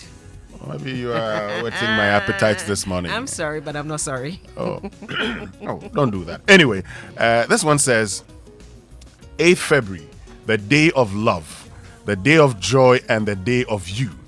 You make my life worth living. You bring smiles not just to my face, the kids too. You're my friend, my love, and my world. I wish you the best of everything and pray that all your wishes come to pass. Happy birthday, Alice Opoku Esquire, from your husband, Dan Mohenu. And I like the way Dan goes about it. It says, it's the day of love, the day of joy, and the day of you. That's right. The man is teaching Fenty a lot of things. And yourself too. Happy birthday to two people. First person, Eric Alaji Dede. A very good friend and a brother of mine. Today's his birthday. This is a lovely message from your wife, Patience, and your daughter. They're wishing you all of God's blessings, and they pray that you continue to be the awesome husband and father that you have been to them. Also, a very happy birthday to Philip Edem Ahiajro. This is from your father, Edem. And he says a very happy birthday to you, and may God continue to bless you. And it's a happy birthday to Shirley Ayokobuchi, who's the Minister for Foreign Affairs and Regional Integration. More grace, more favor, more wins, mommy. And it's from Beswa Dowona Hammond. All right. To you. We're done with the messages? Yes, we're done with it. What that means is that, we can actually... get into the sports center. Yes, because Fentu, Tahiru Abiba Fentu is here. A.K.A. Salamatu. No. You won your game yesterday, right? Okay. Whose game? So we've suspended Salah for a while. Nigeria's game? No, this is Chelsea. You see your life. You where you are taking the thing. Our sports center brought to you by MTN. Everywhere you go. Standard Chartered Bank. Here for good. And Twisco Energy for Drink from Promacedo Company Limited. Twisco, power your dream. We're still waiting to hear you say Twisco. Say it. Twisco. Thank you. Mama V, this is say it and shame the devil. That's right. Say the truth and shame the devil. Say the truth and shame the devil. So it took me a while to get there. Yes, from all kinds of names to get there. But I finally have it. Mischief. Twisco. Well, did you know that MTN Momo now has an app? Yes, MTN Momo has a brand new app specially designed to make your Momo experience easier, convenient, and faster. Just download the Momo app on Play Store, App Store on your smartphone, and look out for the blue and yellow icon. It's that simple. Momo app allows you to view your statements, pay bills, and so much more. Use the app for your Momo transactions and enjoy a 100% bonus when you recharge using the Momo app. So go on, download the Momo app now and start transacting with the Flex at no data cost. Just Momo it everywhere you go. And welcome to Your Future is a future designed exclusively to propel women-led businesses to the next level. Are you a female entrepreneur developing technology or leveraging technology? Well, the Standard Chartered Women in Tech Incubator Program is here. It offers specialized mentoring, mini MBA business courses, curated networks, tailored masterclasses, and seed funding to help you unlock unimaginable business growth. So apply to the Standard Chartered Women in Tech program. Visit their website, which is scwomenintechgh.com, or the Standard Chartered Bank Ghana social media pages, and you'll get more information. Application deadline is 29th February 2024. And late entry, happy birthday to Mrs. Shirley Abankwa of Bakara Enterprise from all of us at the Multimedia Group to you. Now, get more value for your money with the Hollard and Tuswa Motor promotion. You get into so when you sign up to Hollard's Motor Insurance between now and April. Enjoy free fuel vouchers, free roadside assistance when your car breaks down, and amazing gifts too. With Hollard's quick motor insurance claim process, you've got the best insurance ever. So brutal into contact with insurance broker or the nearest Hollard office. You can also call toll-free on 0800 444 999 to sign up. Join the Purple family. Hollard Insurance. We insure you and everything you love. Fentio. Tahiru Abiba Fentio. Winston, stop adding other names to my name. But you said that if Ghana doesn't beat Egypt, it should be called Abiba. I didn't say that. I said Ghana would not lose to Egypt. No. You people went to doctor the tape, and then you left. But we played the sound. You left out the part. sound that said you left if Ghana doesn't beat Egypt, can call we me get Abiba. Can we get into the sports now? Good morning to all of you. Welcome Abiba aboard to the Salamatu. Joy Sports Center with me, Fentuo, Tahiru Fentuo. We have AFCON to come, plus Dr. Mahmoud Bawumia's vision for sports if voted into power as president at the next election.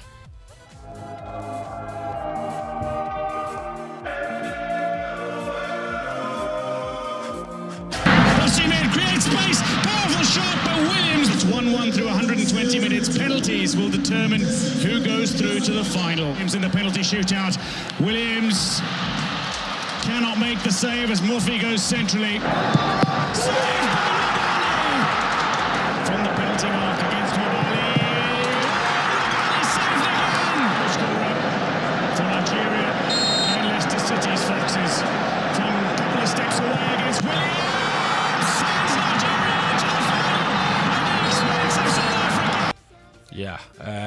Goalkeeper Stanley Nwabali. He was the hero for Nigeria, saving 2 penalties as they emerged 4-2 winners over South Africa in the semi-final of the 2023 Africa Cup of Nations last night in Bouake. Nigeria, of course, now through to the final. The game finished 1-1 following a remarkable end to normal time in which the referee consulted VAR to overturn a Victor Osimhen goal, which would have put Nigeria 2-0 up, and instead awarded a penalty to South Africa, which Tiboho Mokoena converted to send the game into extra time. In the penalty shootout, Mokoena missed his penalty before Iheanacho Kelechi converted what was the winning penalty. Rowan Williams, who saved 4 penalties in the quarter-final game against Cape Verde, did not save a single one as Nigeria emerged winners and went through to the final on Sunday. The Nigeria boss is Jose Pesero. He says it was a deserved victory for the Super Eagles. Players are happy. They deserve. We deserve. The Nigerian people deserve. The Super Eagles deserve very good victory against a very good team. This is true. Yesterday I said here that this team, I don't know if it's true or not true, but the best organization belongs to this team, in my opinion. Why? Because they played together. Played together many times. They played Sundowns. For that they more problems for us than the other teams. Yeah, and Pesero did not lie, because for sure Nigeria, South Africa were the much better team yesterday, but it doesn't matter. Nigeria are the winners thanks to their goalkeeper Nwabali, who was named man of the match, and he couldn't find the words to describe the feeling after. To me, today I don't really know how I'm feeling, but it has been good throughout this tournament. I really appreciate the management and the coaches today. These guys have really guided me a lot throughout this tournament. But today, I feel so happy, and I really appreciate my teammates today. That's on Nwabali. And Nigeria will face host nation Cote d'Ivoire in Sunday's final. Kessier, space for him, shot! That's a great save. Radel hangs it back. Hala at the back post. Hala goal! Sebastian Hala. Cote d'Ivoire are in the lead. That's right. Cote d'Ivoire are in the lead and they held on for victory. Sebastian Haller's goal proving the difference as Cote d'Ivoire beat DR Congo 1-0 in the other semi-final at the packed Alassane Ouattara Stadium in Abidjan. The Borussia Dortmund striker should have opened the scoring just before the break with an unmarked header and also missed a chance to double the lead in a one-on-one situation. Joy Sports' Daniel Cranton watched the game from Abidjan and reports. Sebastian Haller's second half volley was enough to send host nation the Ivory Coast through to the final of the AFCON against DR Congo on Wednesday. The Ivorians were unlucky not to have scored a couple of goals before the break, coming close on several occasions during the first half, with goal scorer Haller perhaps the biggest culprit after he missed from 6 yards with just 5 minutes left to the break. The Elephants returned a much stronger side in the second half and went ahead in brilliant fashion through Haller, who volleyed home from close range. Congo hardly threatened and were lucky not to have conceded more goals after some goalkeeping heroics from Lionel Mpasi. That's Daniel Cranton reporting from Abidjan. Meanwhile, the DR Congo squad staged a protest during the national anthems, and the coach Sebastian Desabre covering their mouths and pointing to the side of their heads to call for peace in the eastern part of their country. Côte d'Ivoire is the first host nation to reach the final of the AFCON since 2006, when Egypt went all the way to win it. They will now face Nigeria in Sunday's final, while DR Congo of course, will take on South Africa in the third place playoff match on Saturday. All right, let's move on. Vice President Dr. Mahmoud Bawumia has outlined his vision for sports development in Ghana if elected into office in December. Apart from providing incentives to encourage corporate sponsorship of sporting activities in Ghana, he says he will also create a school sports secretariat under the Ministry of Youth and Sports to promote sports development in the country. The government, as part of a broad sports development mission, will establish the Ghana Sports Secretariat, which will be an agency under the ministry responsible for sports in collaboration with other such as the Ghana Education Service and sports federations. My government will also seek school-level collaboration with international sports bodies like the NBA and the NFL to make Ghana a hub for these emerging sports in Africa, to create more opportunities for our young people. That's Vice President Dr. Mahmoud Bawumia there. He also says the MPP government has built more sports infrastructure than any other government since 1992. Our government has constructed more sports facilities than any other government since 1992. We have completed 6 new multi-purpose sports stadia and 4 ongoing in each of the 10 regions, all 10 old regions. We completed the University of Ghana Stadium in Legon. Dr. Mahmoud Bawumia there. Part of the audio muted during that particular presentation, but he goes on to say that they've also built a Botiman Sports Complex, which will host the Africa Games, and they've constructed many other astroturfs across the country.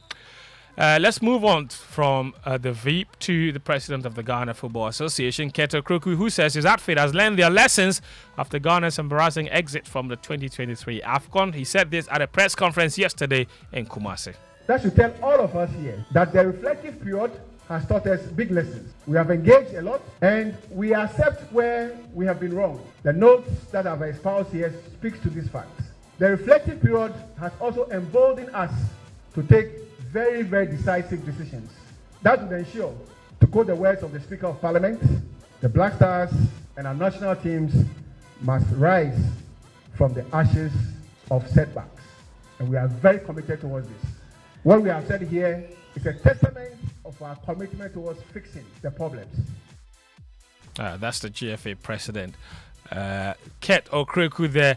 His vice president is Mark Ado. He's also been responding to the details of the budget that they presented to the Ministry of Youth and Sports and then the Finance Minister. $8.5 million was reportedly intended to be spent at the AFCON. Mercado says they prepared the budget with the mindset that Ghana was going all the way to the final. You build on a model as on the basis that the game 1, game 2, game 3, there are bonus components that comes with the qualification. When they qualify, this is how much they make. And you also build an assumption. You build as if you are going there to win the tournament. So everything is built on the assumption that after the qualification, your next round 16, 18, quarterfinals, semi-finals, and final. This is presented because you don't want to be in a situation when you are in the middle of competition and you are calling a Minister of Sports to say, wait a minute, we didn't plan. So it's better to be totally prepared. That's the GFA Vice President Mercado. Elsewhere, Chelsea emerged from the crisis that has cast a cloud over the club in stunning fashion as they comprehensively outclassed Aston Villa 3-1 in their FA Cup fourth-round replay yesterday. The Blues will now face Leeds United in the FA Cup round of 16.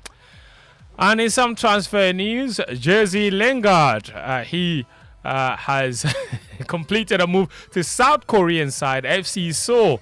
The former Man United and England midfielder has been without a club since his contract expired at Nottingham Forest at the end of last season. He's 31 now. He signed a 2-year deal with the K-League club with the option for a further year. That's all the sports this morning on the Joy Sports Center. My name is Fentuo Tahiru Fentuo. And there's more sports on our website, myjoyonline.com/sports. Thanks for listening. Back to you, Mama V. Fentuo. Fentuo. Fentuo. You know what it means? Tell me. You've never asked me. Oh, okay. Tell us. The literal translation is no name. No name. I know. Yeah. No name. Yes. Tahiru, no name. Yes. In the Sisala language, Fentuo means no name. So in my language, like in my hometown, if I walk around and somebody asks me what's your name and I say Fentuo, I'm literally responding by telling them no name. Oh my God. I know. Tomorrow we'll get into the deeper meaning. This is the literal one.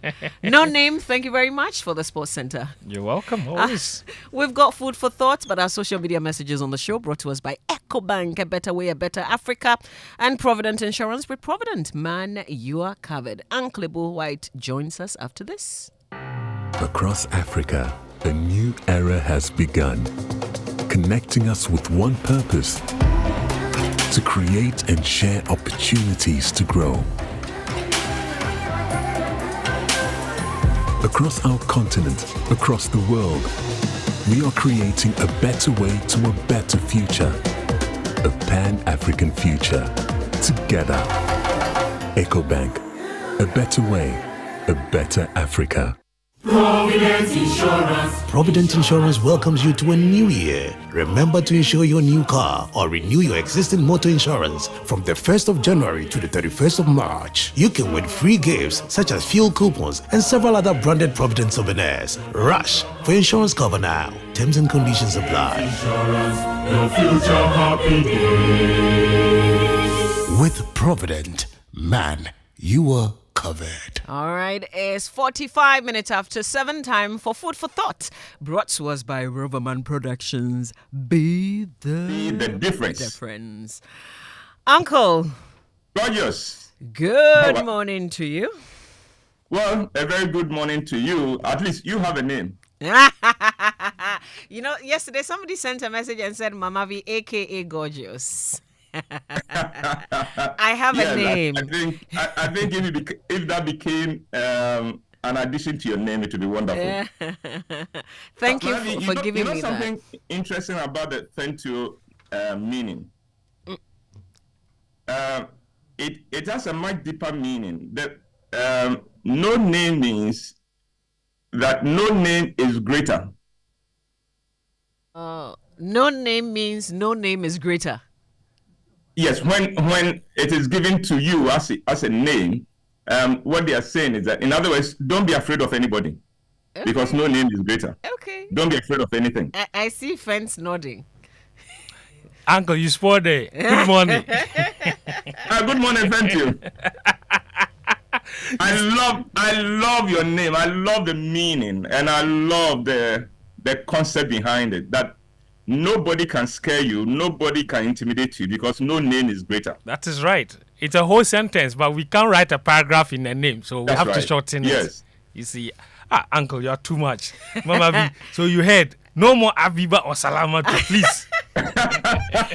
Stop giving yourself Salah and Abiba.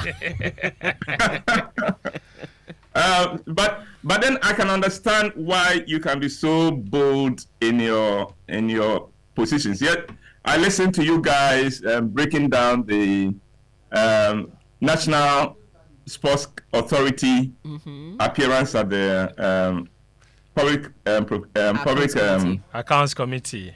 Accounts committee, and it was interesting. I had listened to the events, but it was still useful listening to you guys, and especially listening to you putting some of those things clearly there. Yeah. And I was listening and saying, hey, this guy, is he aware he will go back there for interviews?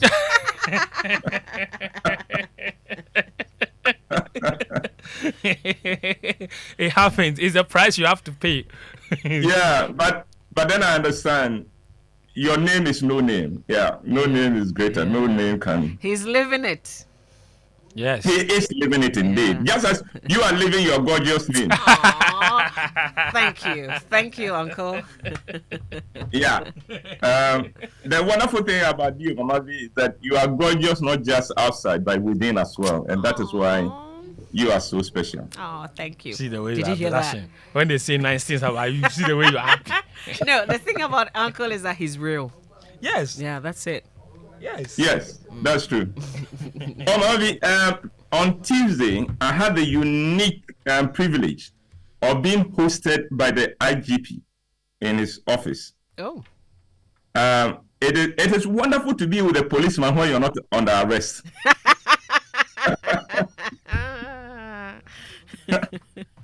And especially even more special when you are with the chief of the whole service and you are not in trouble. Yeah. And it was wonderful. And Mama V, I think that I left his office proud to be a Ghanaian. Proud that as a Ghanaian, we have a Ghanaian we can all be proud of. We can all look up to and realize that if nobody else has values, if nobody else has integrity, this one does. This one does. And I know many people think I'm sticking my neck out for him. There is a good reason why I am doing so. You need to spend time with that man. And you walk away believing in the future of Ghana because we have people like him. Our police service is in the right hands, in his hands. Right. And, by this time, I'm sure he's in one emergency or the other, so he will not hear this. But if anyone from the head office is listening, please let him know that I cherish him and I pray for him. And I say that our police service, our security is in the right hands, in his hands. Now, and then, Valde, if you are listening to me, show your love and bring your partner to the National Theatre to watch Unhappy Wives Confused Alone. If you love your partner, please make sure you represent. As on the 14th at the National Theatre. If you want to buy a ticket, it is simple. Dial star 365 star 535 hash on any network and you are in. Mary, in your Monday, I missed you on Monday, but Monday I began a series of letters that are called February, the Month of Love series. Yes. And this is the second in the series. I was actually listening. Oh, I see. Wonderful. You see, you give more reason for me to say you are wonderful every time. Dear nephew, this is the second letter I'm writing to you on love, relationships, and marriage. It comes on the first anniversary of your wedding to your darling Anna Rose. I hope you shared the contents of the first letter with her. Please share this also with her. In fact, it would be nice if you can read it together. Now, in the first letter, I wrote about what I call the unpleasant truth of marriage, and it is this. And here I am quoting from the Apostle Paul. Quote, those who marry will have trouble in this life, end of quote. In other words, marriage comes with its own issues, and because of those issues, many married people, especially married men, tend to make one common but unfortunate mistake. And this common mistake is that when the issues associated with marriage kicks in, a lot of married men convince themselves that they made a mistake in their choice of spouse. This typically happens between the third year of marriage and the 5th year. By this time, for many couples, the honeymoon period is over and the excitement of being in love and being married is wearing off. At that point, a lot of people conclude that they made the wrong choice, or they begin to wonder if they ever really loved the person they married. And as I said, men are more prone to these doubts than women. The situation gets complicated if by this time they find themselves attracted to someone other than their spouse. Oh yes, my dear nephew, the bad news is that marriage will not make you immune to being attracted to another girl. Just remember that the fact that you are attracted to another girl is no proof that you love that girl or that your spouse is a mistake you have to rid yourself of. I know many men who did not get anyone to tell them this. And so when they found themselves attracted to another girl, they left their wives for the new girl, only to find the phenomenon repeating itself. This is why men who divorce their wives for another woman seldom end with the second woman. Invariably, they leave that woman too for another girl, or they carry on multiple affairs whilst married to the second woman. And if they live long enough, they get to the point where they are forced to admit that they made a mistake in thinking that their first marriage was a mistake. So, my dear nephew, settle into your marriage fully. Commit yourself fully to this marriage. And don't be fooled into thinking that the grass is greener on the other field. The truth is that those on that field are probably seeing your grass as greener than theirs. And that is why being content in life is powerful. You see, one of the unfortunate aspects of our human nature is that the average person is never satisfied with what he has.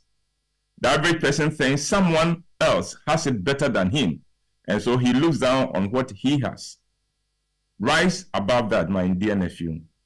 You chose Anna Rose, so let it be Anna Rose. I'm sure by now you are laughing in your mind and saying to yourself, look at this old man. He does not know what he's talking about. Well, please don't feel bad if that is what you are thinking, because that was what I also thought in my youth when mature counselors tried to prepare me for what was in store for me. For now, just file this at the back of your mind. It will become useful sooner or later. Be patient in your marriage. As the saying goes, nowhere cool. The couple you think are fortunate and have it easy may be struggling with more in their marriage than you will ever know. No marriage is better than yours. No girl is better than your Anna Rose. The point I'm making is that it is useless to compare your marriage with any other. So, don't ask if Anna Rose is the right girl for you. Instead, ask if you are the right man for her. If you want to experience the best that Anna Rose can offer, just offer her your best. In the next letter, I will touch on how you can be sure that you are the right man for Anna Rose. I will share with you some powerful tools for ensuring that your wife stays in love with you all her life. Until then, stay blessed. Your only uncle, Ebo. And gorgeous. That is my presentation for this morning. I like be patient in your marriage. The grass is not greener on the other field. And no marriage is better than yours. No marriage is. That's powerful. Sometimes you see a couple in public and you think that, oh my goodness, I wish my marriage was like that. Hey, don't wish that. You don't know. You don't know what it is. Inside? I have always said that all married couples should be in my group because married couples can act, Papa, especially when they're in public. So don't be fooled. Just give your own marriage the best and don't look at any other. Oh. Don't look at any other. Listen to Uncle. And you enjoy it. Yeah. Thank you so much, Uncle. Well, have a great day. I'm gorgeous. All right. Have a good one, too. And you will top it up with Unhappy Wives, Confused Husbands. I'll tell you where you can get a ticket. Uncle, thank you very much for Food for Thought. Uncle Ibo White is back on Thursday for another Food for Thoughts. His letter on love relationships in this month of love. We're celebrating love with Uncle Ibo White. So I'll tell you where you can get a ticket so you can join Uncle Ibo White and his team for Unhappy Wives, Confused Husbands on Val's Day. But you know our social media messages here on the show brought to you by EcoBank, A Better Way, A Better Africa, and Provident Insurance. With Provident, man, you are covered. Well, so when people don't know about vehicles, they considered walking as the best mode of transportation. However, with the introduction of cars and more sophisticated means of travel, humanity has leveled up because who would say no to a better way of doing things? Nobody really. That's why EcoBank has given its customers an even better way to bank. Banking with EcoBank means you are in for better ways of connecting to opportunities, better ways of doing business in Ghana and across Africa, better ways of paying bills and transacting. You also enjoy better rewards anytime you pay with your EcoBank Visa card online or on a point of sale terminal. So next time you want to top up on fuel, dine with your family and friends, shop virtually or in shop, remember to pay with your EcoBank Visa card. You may just get cool gifts from EcoBank such as data bundles, Samsung tablets, cool discounts, or gift vouchers for shopping. So don't miss out on these better ways or rewards. If you don't have an EcoBank Visa card, get one today at any EcoBank branch and experience a better way of life. Terms and conditions apply. Call EcoBank on 0800 00 3225. EcoBank, the Pan-African Bank. And Provident Insurance welcomes you to a new year. Remember to insure your new vehicle or renew your existing motor insurance policy from now till the 31st of March and get gifts such as fuel coupons and several other branded Provident souvenirs. Rush for your insurance cover now. Terms and conditions apply. And remember, with Provident, man, you are covered.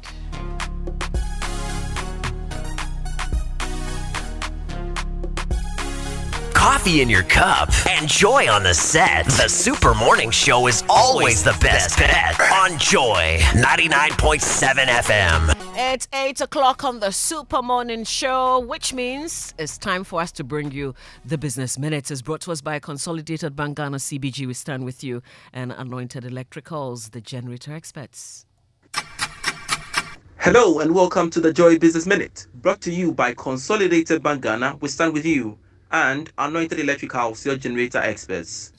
Government will now have to explore new avenues to help improve the country's revenue position. This was after the Finance Ministry, in a statement, directed the various power distribution companies to suspend the implementation of the VAT on domestic electricity consumption. Ghana's earnings from crude exports and production posted some significant decline for last year. This was after reviewing the country's petroleum funds report over the last 2 years. And government, as part of the Ghana Cares program, has kick-started the 2024 Scale-Up DigiSmart initiative for public sector workers. Under the theme, Fast-Track Digitalization for Service Delivery, the move is to build the digital capacity of the country's workforce. That's all for the Joy Business Minute, brought to you by Consolidated Bank Ghana. We stand with you, and Anointed Electricals, your generator experts. Super Morning Show. Wake up. Good morning. Good morning.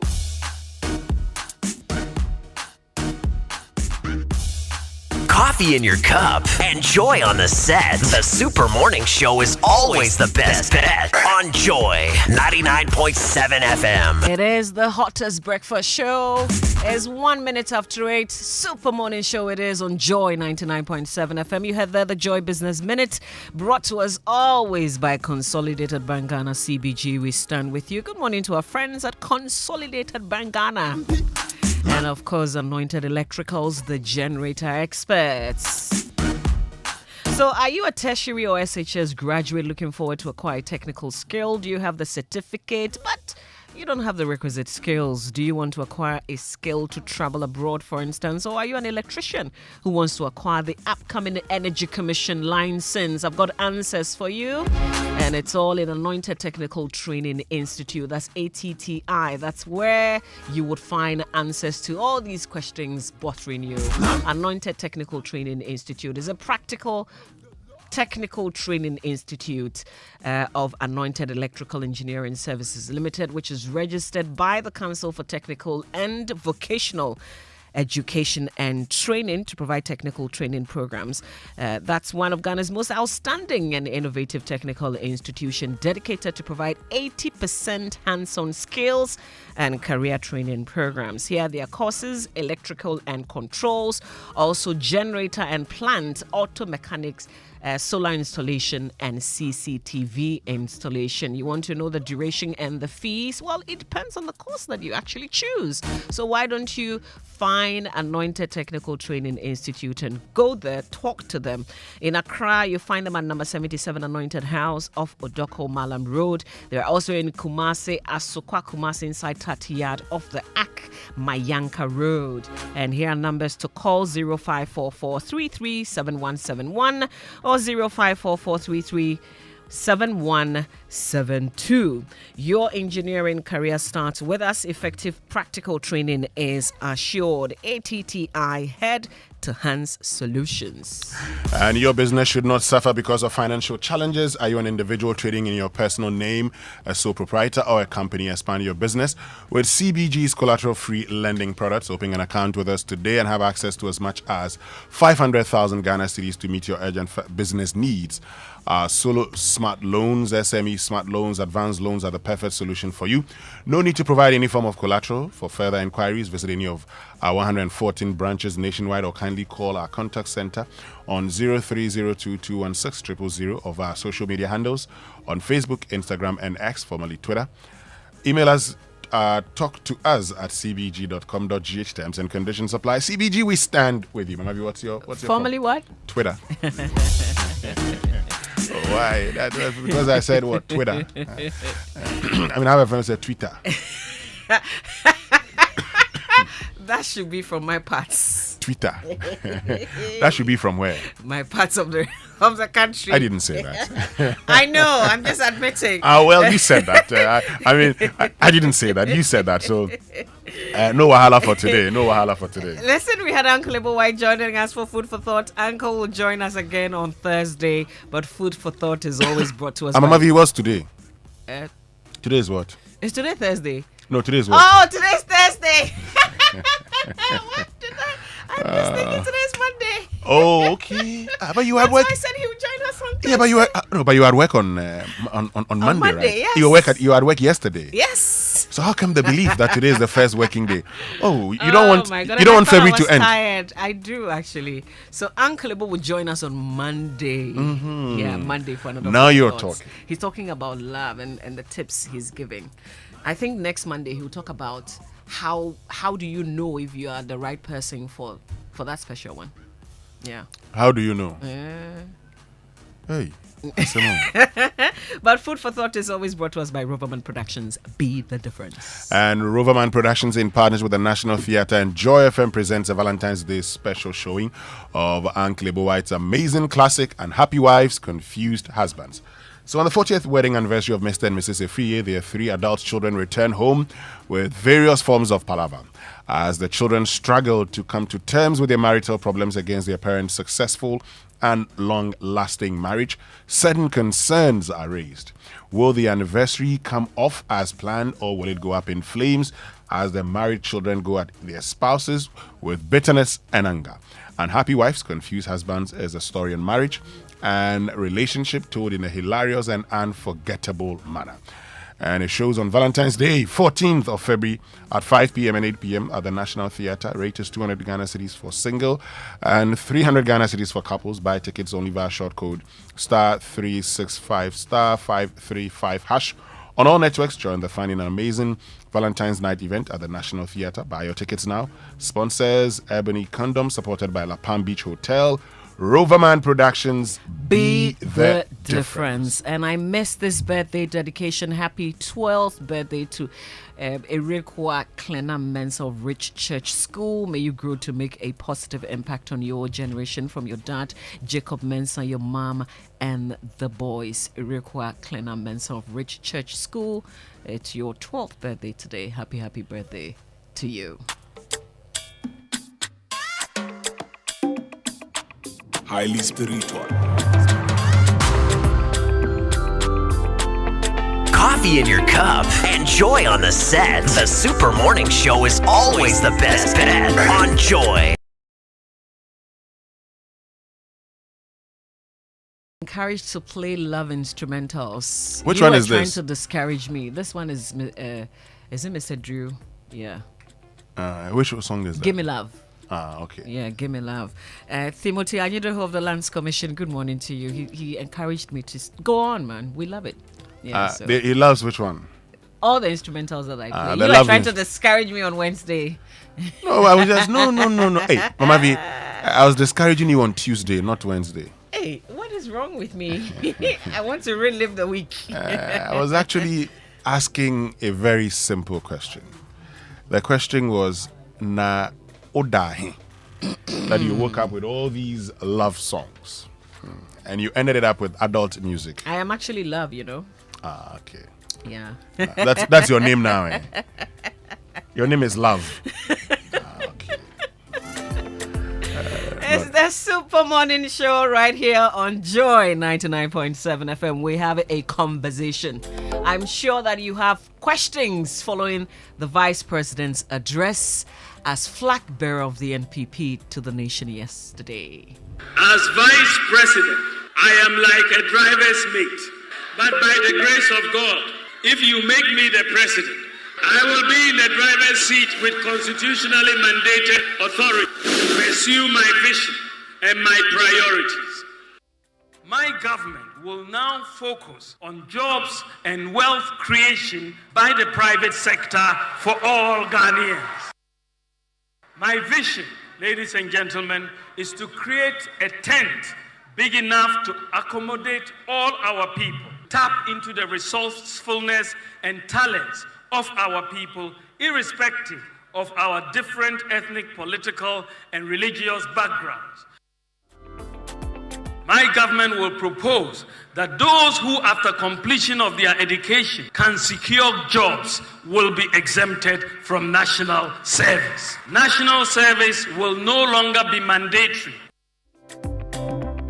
Come to bear witness that this man definitely is on a mission determined by destiny. And please, let's all accept him to continue. I have a very strong feeling he is truly the man of the moment, and Ghana must accept him. So this is it. Former President Kufuor ending it all, excerpts really of the Vice President's speech yesterday. But of course, Mama, you know what's actually got a lot of people talking is his plan to abolish some taxes, and it's got people asking the question, where have you been all this while? Where have you been during the implementation of these taxes? Why didn't you speak up? Why did you have to wait till you've become flag bearer before telling us? And in any case, you're part of the government. So why have you not succeeded in convincing the government to abolish these taxes that you tell us today that you would abolish them? Well, stay with us here on the Super Morning Show. Of course, keep your questions coming. Get on to X. Use the hashtag JoySMS. Tell us also whether, you were impressed by the Vice President. Were you impressed? Were you not impressed? Why were you impressed? Why were you not impressed? Share these thoughts with us. You have any questions following the Vice President's presentation? Well, the Information Minister will be here. How about joining us on X and posting those questions using the hashtag JoySMS? And I promise I would ask all of those questions, as many as time would allow us here on the Super Morning Show. As always, we do this show with you. So a lot of it will be your questions and not mine. So what it means is please get the questions in early. so that we can ask as many questions as possible.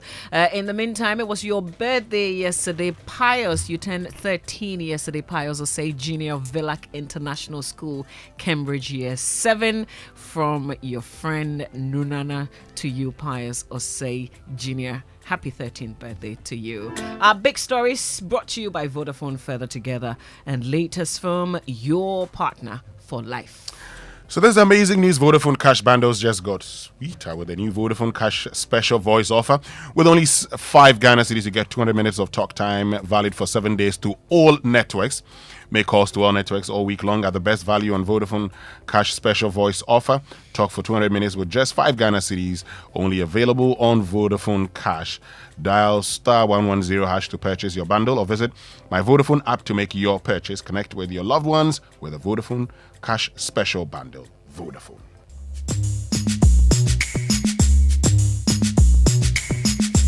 All right, now every time we eat, food and sugars are trapped between our teeth, leading to tooth decay, gum disease, and in some cases, foul breath. Now, here's how to get rid of these. Pepsodent Charcoal is made of a fine blend of fluoride with a unique combination of natural charcoal, lemon, mint, and zinc to whiten your teeth, also strengthen them and remove bad odor from your mouth.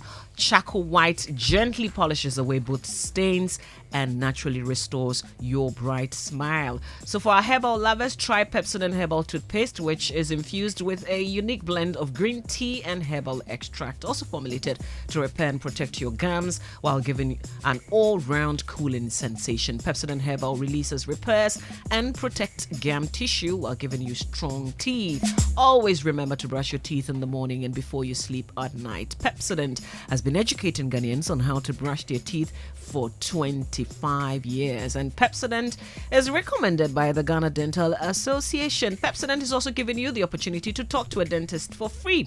Here's the toll-free number to call to talk to a dentist is 0800 161 000. You can also get Pepsodent at any shop near you. Call the customer care center on toll-free 0800 2030. Pepsodent, every smile certainly matters. So get the best returns on your investment, Mavami. I want you to invest with iVest. Okay. A secured fixed-term investment from Easeway that offers so much more with a minimum of 5,000 Ghana cedis over a minimum period of 3 months. Increase your earnings by investing over a maximum period of 12 months. Yes, we know that times are hard, so invest right.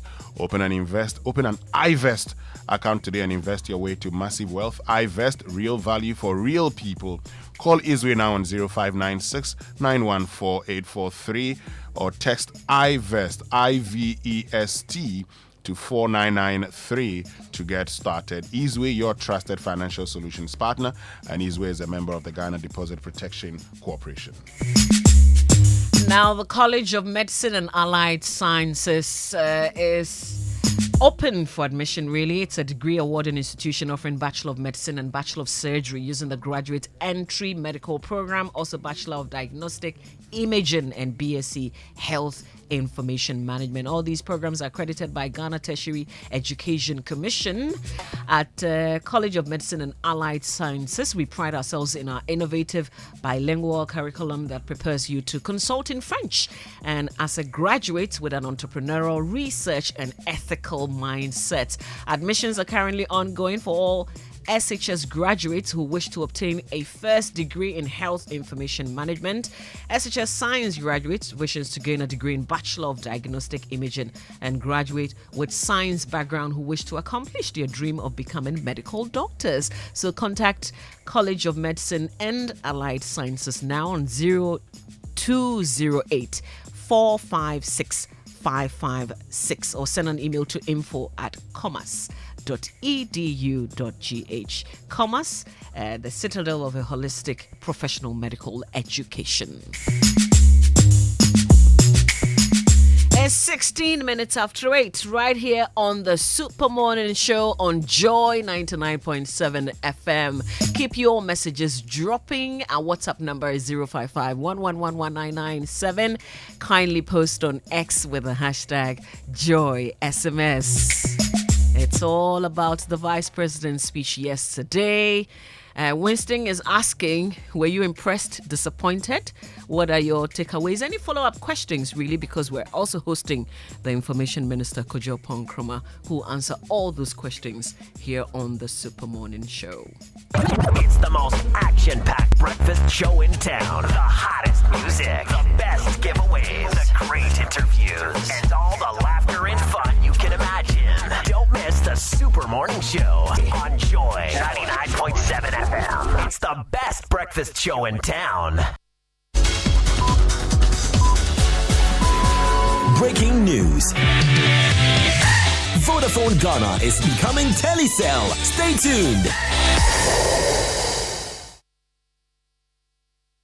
It's the season of love. This Valentine, Roverman Productions, in partnership with the National Theatre and Joy FM, presents an Uncle White classic, Unhappy Wives, Confused Husbands. Kofi, it is not every time I snuggle up to you that I want to have sex. Sometimes I just want you to hold me.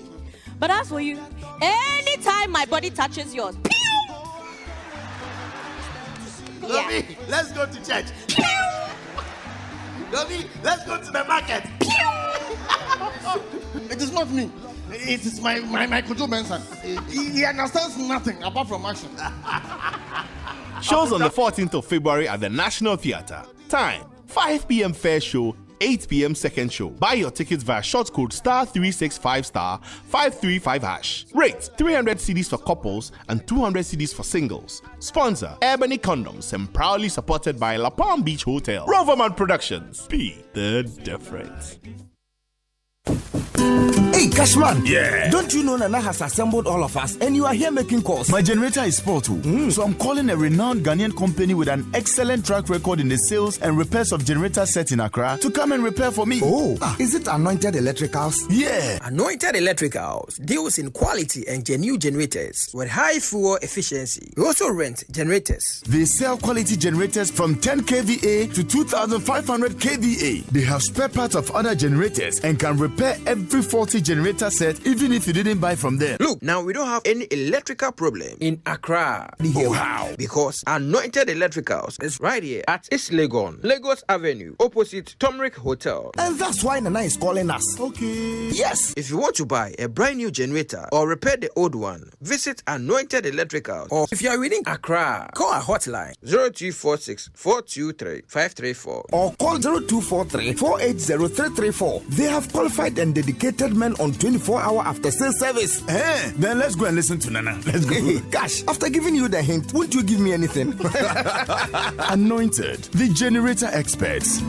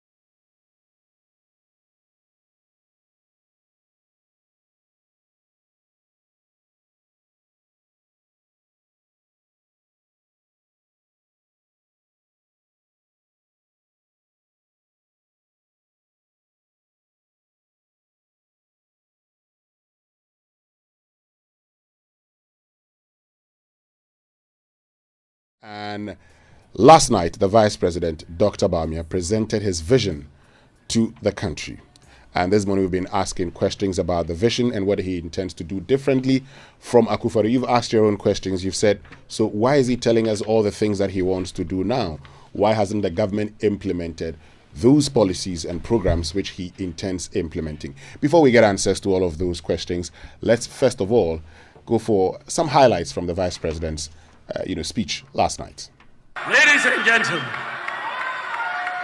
as Vice President, I am like a driver's mate. But by the grace of God, if you make me the president, I will be in the driver's seat with constitutionally mandated authority to pursue my vision and my priorities.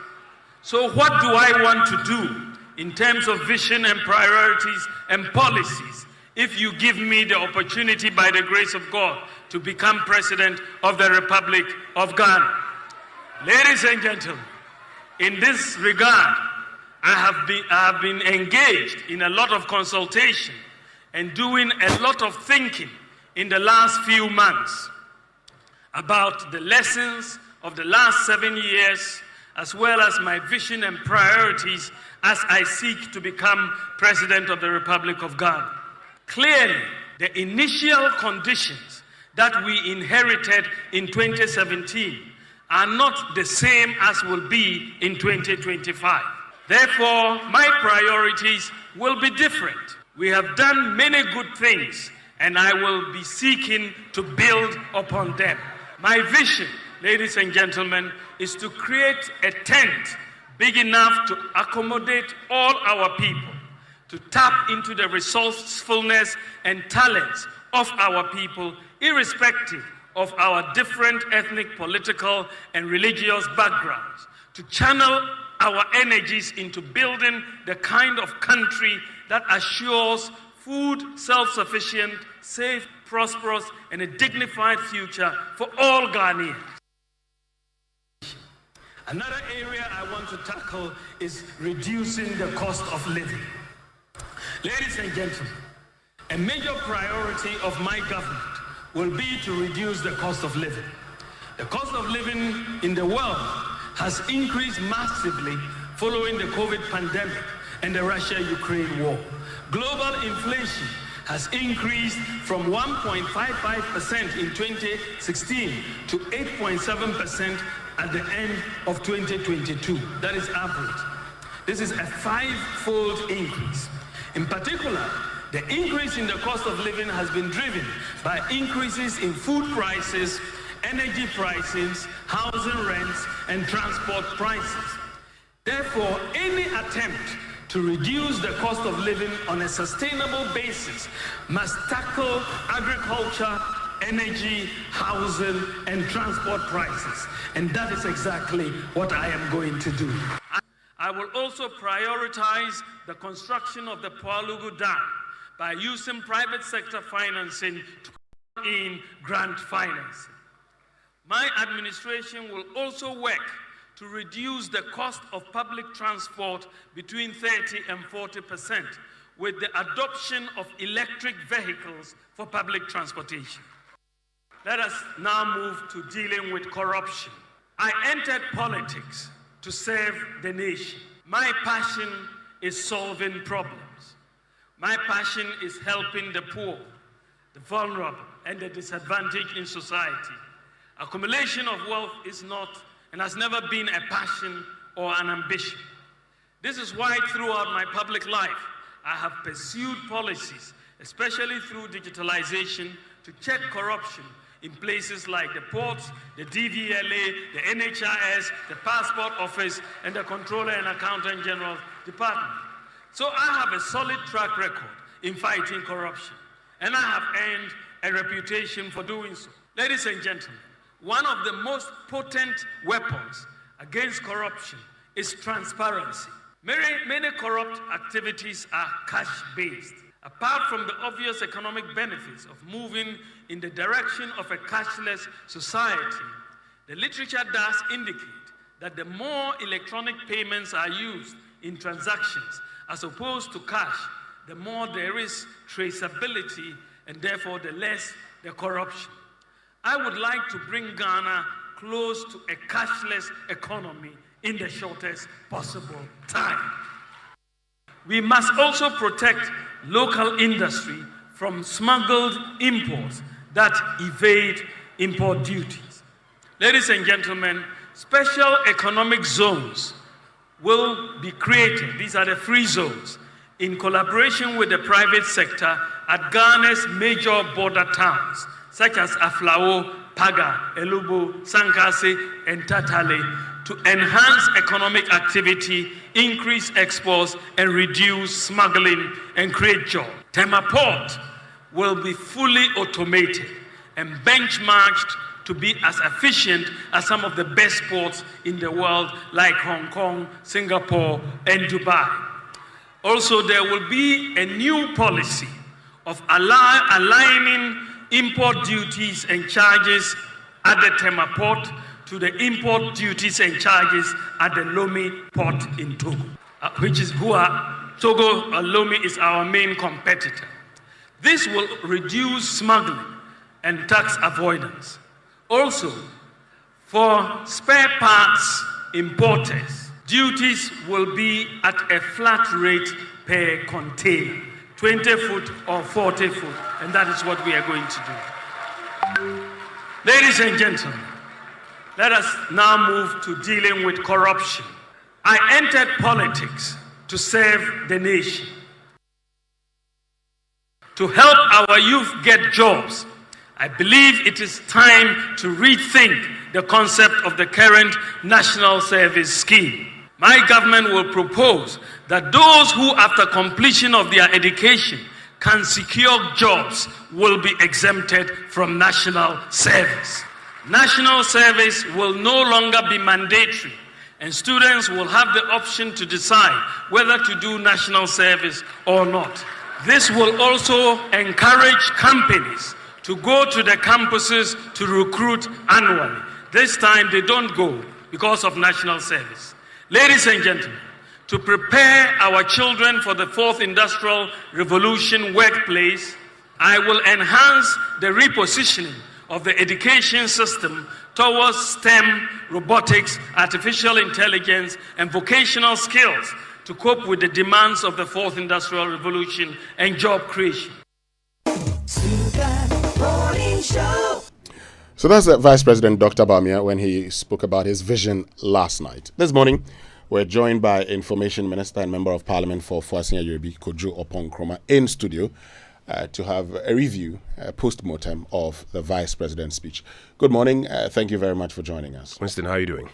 We're managing. I believe you're fine too. They say Ghanaians are managers. Yes, all of us manage all the time, isn't it? I'm good. Thanks for having me this morning. Great to have you join us. So that's the Vice President telling us what he intends to do. Yep. But for many Ghanaians, they ask a very simple question. Why now? You've been in government. Why are you telling us what you want to do, particularly when some of the things you want to do amounts to reversing current decisions? Why are you not implementing the very things you talk about? Well, Winston, first, I think it's a very legitimate question. And that question can clearly be answered because of Article 58 of the Constitution 1992. There are many people in government. There are ministers, deputy ministers, there's a vice president, there are advisors, chief executives, board chairpersons. But if you read Article 58 of the Constitution 1992, it says clearly that the executive power in this country rests with the president. And that is why when somebody wants to run for president, he is required to articulate his vision. He is put on the ballot. And when he is elected, he or she, he will form a government comprising various people to assist him to execute his vision. It is a reason for which you would find that when President Mills passed on, though he had a vice president in the person of then Vice President John Mahama, after President Mills passed on, President Mahama had to hold what he called his policy address. I was then in your seat right now. He held it at the Accra International Conference Center to outline his vision. Why now? It's because he was now under Article 58. He was now the president. He had to therefore articulate his vision. Dr. Bawumia has been Vice President of the Republic since 2017, Chair of the Economic Management Team, Member of Cabinet, and over the period he has participated in the work of this administration. But having won the flag bearership slot of the New Patriotic Party, he now has to articulate his vision. And there are parts of his vision that seek to continue some parts of the work of this administration, the Akufo-Addo administration, and there are parts of his vision that will be a clear departure from the Akufo-Addo administration. So I think that in that clear context, it's easy for everybody to understand why now that he is the one seeking the office, he has to articulate his vision. But then the other question comes up. As chairman of the economic management team, member of cabinet, now these are policies that have been debated, and you as chairman of the economic management team certainly would know. Why are these programs implemented contrary to your belief? So what is the economic management team? I think it's in the Akufo-Addo administration that you have heard a lot about the economic management team. The economic management team functions as one of the, for want of a better expression, subcommittees of cabinet. And the team, comprising ministers mostly in the economic sector and some advisors, come together, examine memos that may come before it, and go to cabinet with some recommendations. Some of those recommendations may be accepted, some of them may not be accepted. At the end of the day, cabinet will then proffer advice to the president. Our cabinet here in Ghana is an advisory body. When cabinet proffers advice to the president and there's no objection, I'll show you one trick to examine. You would notice that when the document supporting whatever it was come to parliament, they'll say it came by cabinet approval.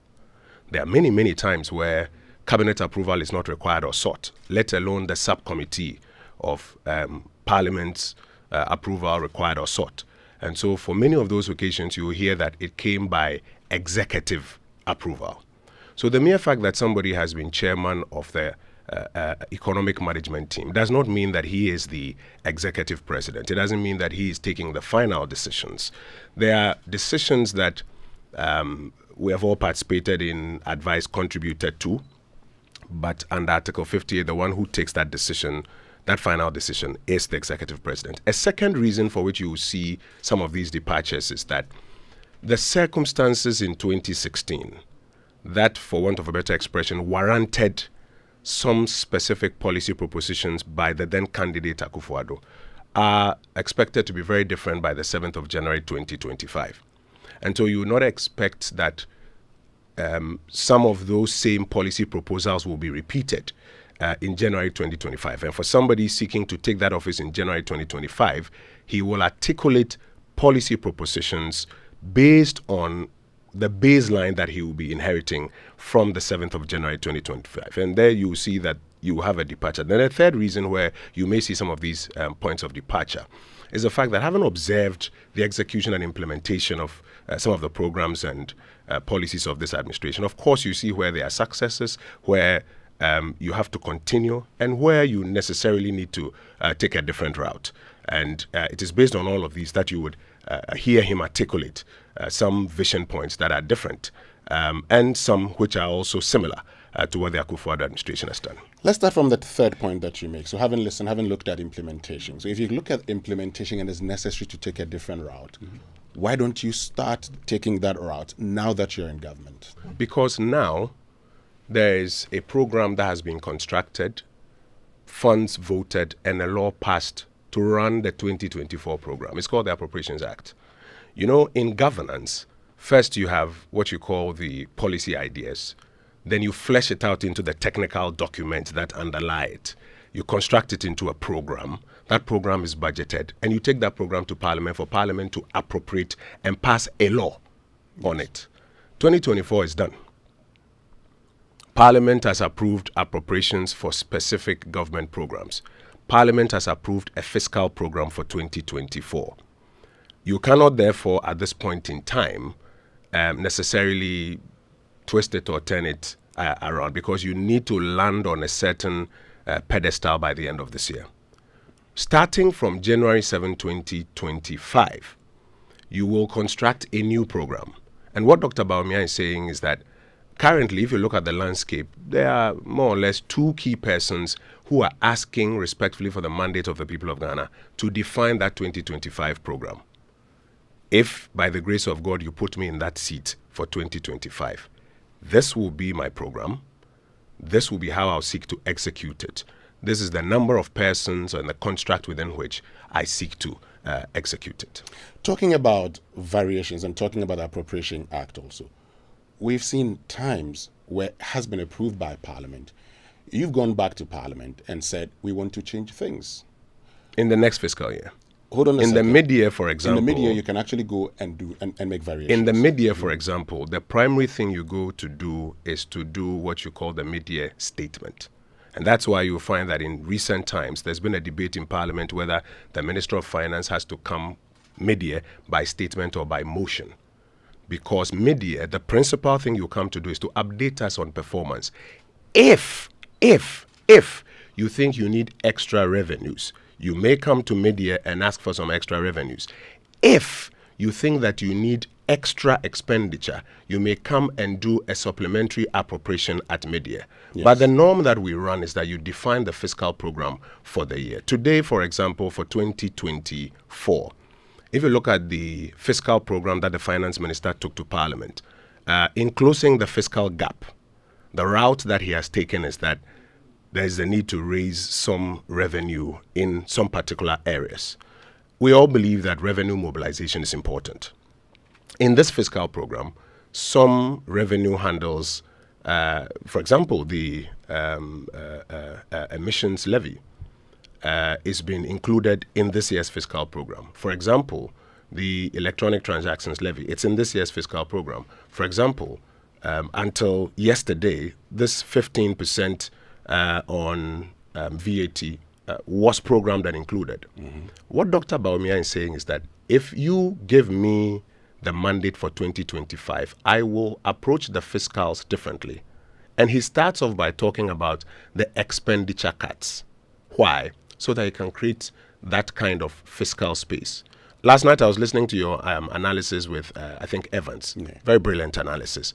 But he's not saying that if I am successful in creating the fiscal space, then I will take away these taxes.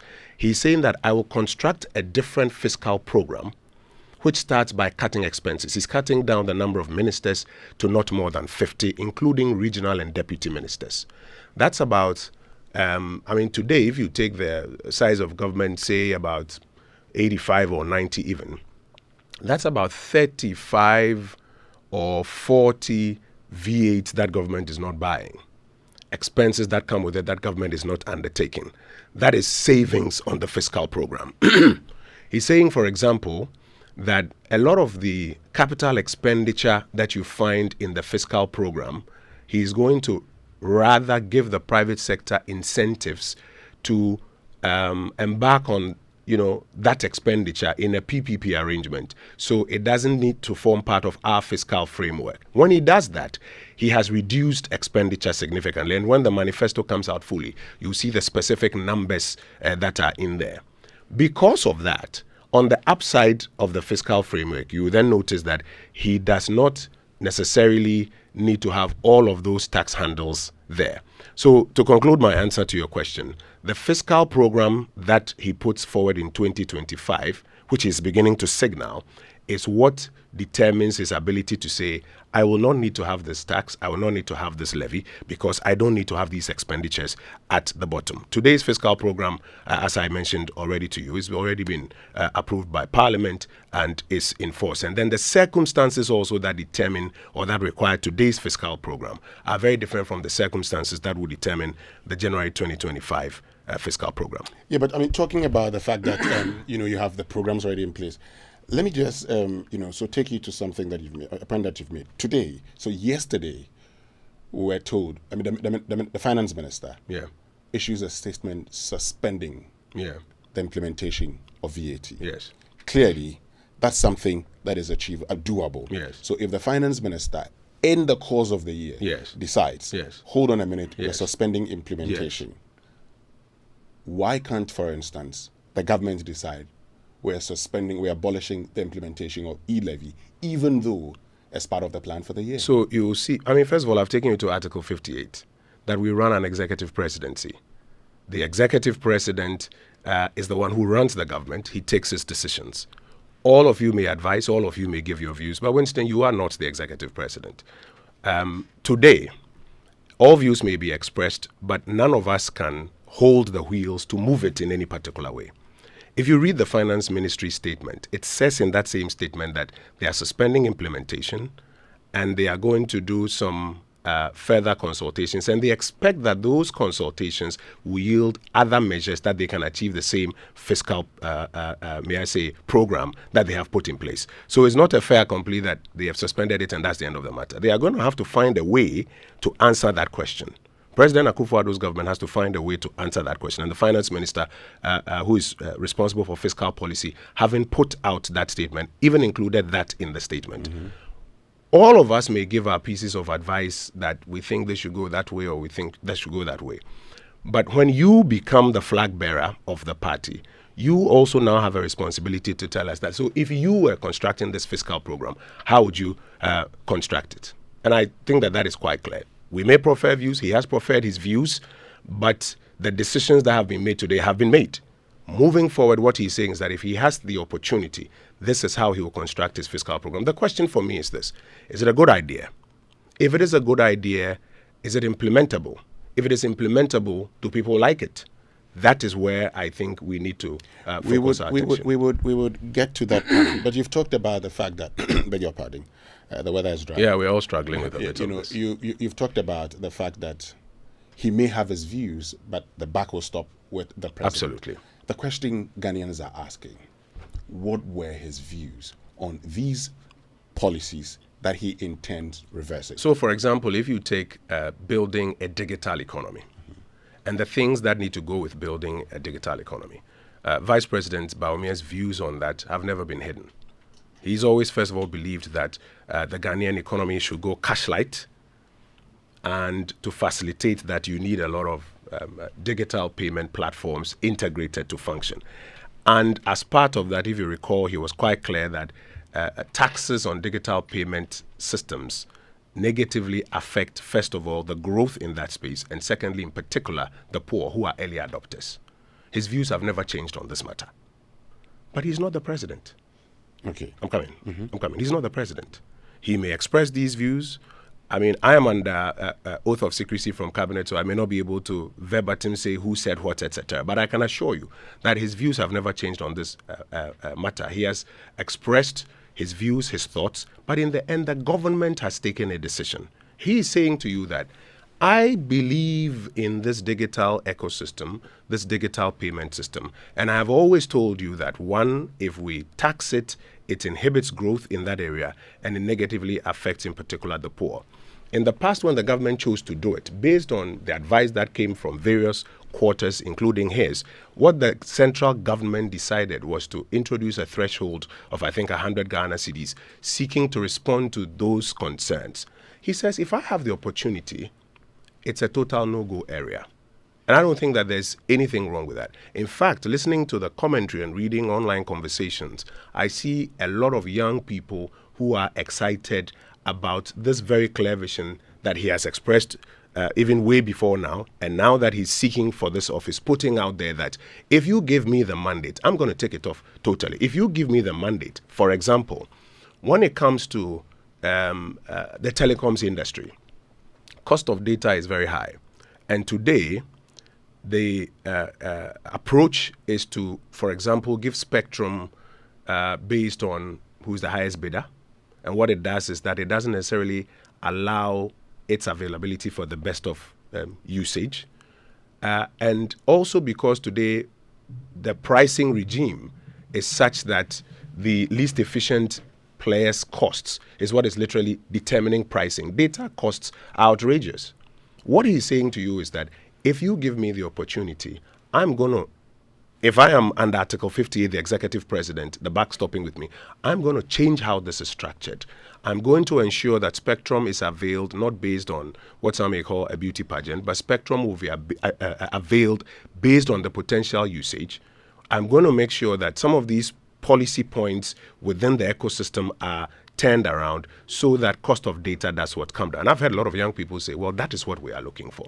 So I think anybody who looks at the trend of issues from what is your role in the government today to what office are you seeking and what will you do if you get the mandate can clearly understand. I'll give you a final example. I am Minister for Information today. I may go to Cabinet and express views on things even in the information sector. In fact, there are things that I will go to Cabinet, express views on it, and the broader government at the end of the day will say, we think this is the way to go. My job is to ensure that what the government has decided as the way to go is executed. If I am the one expressing my vision tomorrow because I am leader of the party, or if you are leader of the party tomorrow and you're expressing your vision, you will express the one that you believe when you get the opportunity you want to execute. And I don't think that, there's any equivocation in that. Okay, now, but talking about this, and so I just want to get you clearly on something like, say, e-levy. Yes. Because you are quoted, and I'd get you the story. That's quoted by who? peacefmonline.com. Okay. So I just would get you that particular, story and what it talks about. So it talks about the fact that, I'm just trying to bring that back, that talks about the discussions about e-levy and the role that Bawumia may have played in e-levy, for instance. And I want to use that to ask what has changed now. So you say Bawumia was instrumental in setting 100 cities pro-poor. Is that a quotation from me or that's somebody's headline? So this is the headline from peacefmonline.com. Yes, but read my quotation. So it says, Information Minister has disclosed that the Vice President, Dr. Bawumia, played a key role in arriving at the fine details of the e-levy. According to him, the Vice President actively participated in meetings to ensure that the poor in society were not adversely affected by the implementation of the levy. He said it was the instrumentality of the Vice President that the 100 cities threshold for mobile money transactions was included in the bill to ensure that the poor were protected. So this is the quote. Mm-hmm. He was very instrumental in cabinet meetings and economic management team meetings to ensure that his principled argument of protect the poor was upheld, and that is why the threshold of 100 Ghana cedis, which accounts for 40% of Momo transactions on a daily basis, was excluded from the levy. Still a quote attributed to you. Yeah, go ahead. So in substance, the two issues that people want him to speak to has been addressed. It may have been nice if he repeated all those that have been addressed, but he necessarily didn't have to do so. I'm very happy you read the quotation because, as we know today, headlines can be very deceptive. And that's exactly what I've told you this morning, that he has expressed his views on taxing electronic payments from the beginning. And though I may not go into, who said what and who disagreed, etc., as I've said to you this morning, just as I said to Peace FM, he has expressed the fact that if you do it, you affect growth, and you also affect the poor. And I've told you this morning, even before you read this, that it is based on some of these submissions that the central government then decided that, okay, then a threshold will be introduced to protect the poor. And he's telling you today that if I have the opportunity, it's a total no-go area. So, but based on this quote, at least he wanted e-levy, but in a certain state. I haven't said he wanted e-levy. No. I'm not saying what you read, yes, but that's why I wanted you to read the quote. Yes. And I'm happy you are saying that I haven't said that. Yeah. What you read, and that's why I wanted the quote, was exactly what I said, that his position has never changed. And he has cautioned that if you do it, you affect growth and you affect the poor. And the central government, having listened to his submissions on the matter, then decides that then a threshold of 100 Ghana cedis will be introduced to eliminate the poor. That is about 40% of Momo transactions. I have not said to you that, he was an advocate or he was in support of it. What I've said to you, which is what I said to Peace FM, is quite clear on this matter. So following that decision, what people would want to know is, following the introduction of the 100 cedi threshold, did he then support the e-levy? Well, I mean, he has expressed his caution that this thing that you want to do, this is the risk associated with it. Having expressed that caution, the central government has taken a certain position. Today, he's telling you that after the central government has done this, if you give me the opportunity, this is what I will do about it. I think that is quite clear on what his position is on it. My guest is the Information Minister Kojo Oppong-Nkrumah. Stay with us. We'll be right back after these messages. Cloudy today, brighter tomorrow. Activa Insurance. You've worked hard to have that property, the house, the car. Insure it. Your business assets are valuable. You must insure them now with Activa Insurance. For all your business and personal insurance needs, insure with Activa International Insurance. Sign up by dialing *713*313# or download the Activa Insurance app on Google Play and Apple Store. Activa International Insurance. Our clients, our passion. Let me share my experience with you at the new Aqua Safari Resort. When you arrive, you're greeted by warm smiles and introduced to your 24-hour butler who already has your itinerary sorted. Enjoy water sports activities like jet ski rides, kayaking, water sliding, flyboarding, and castanet fishing. You can even have your lunch here on the boat cruise. Let the tour guides take you through the sceneries of the mangrove forest, the friendliness of the animals, while you pet and feed them. We chose to have our breakfast with a beautiful sunrise right in front of our cabin. Visit Aqua Safari Eco Resort in Ghana, bringing you closer to nature. What's so tasty, creamy, crunchy, makes you happy when it's near? Munchie, munchie, oh munchie, shortcake biscuit. Enjoy the unbeatable taste of Munchie Milk Shortcake Biscuits, serving you original milky richness for 20 years. Munchie, a rich ankasa. This advert is FDA approved. 2 delicious chicken pieces, large chips, and free 200 ml Coke. This is not just a meal, but KFC Streetwise 2. Wow, that's amazing. KFC Streetwise 2 is perfect for you at a cool 49 Ghana cedis. Enjoy a moment with us by sending hi to our WhatsApp number 0551 711 711 and follow the prompt to get yours. KFC is finger licking good. National Health Insurance. Great news! The National Health Insurance Scheme (NHIS) has waived the waiting period for all members aged 70 years and above. All 70 years and above are also exempted from paying a premium. Enrollment and renewal are absolutely free on the NHIS. Members who are 70 years and above can automatically access healthcare when they newly register with the NHIS or renew their membership annually. You are no longer required to serve the 1-month waiting period for late renewals. Dad, mom, grandpa, and grandma, let your old age be filled with good health and access instant healthcare at zero cost on the NHIS today. Download the My NHIS mobile app to register with your Ghana card or visit the nearest NHIS office. Terms and conditions apply. For details, contact the NHIS call center on 054 444 6447 or 0302 746 447. NHIS, your access to quality healthcare. This message is brought to you by the United States Agency for International Development, USAID.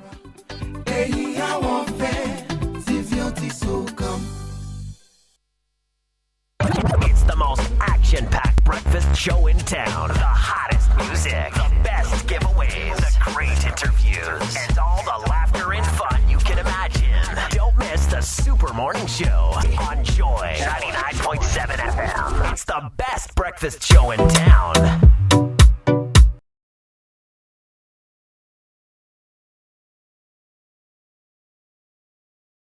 All right, so welcome back. This is the Super Morning Show on Joy 99.7 FM, and this morning we're joined by Information Minister Kojo Oppong-Nkrumah. Keep your text messages coming. Text messages on the Super Morning Show brought to us by GCB Bank PLC, GCB Personal Loan. Make that big move and dream a reality. Now, let me tell you about Premium Motors, because Premium Motors Limited wants to make this February the most memorable one.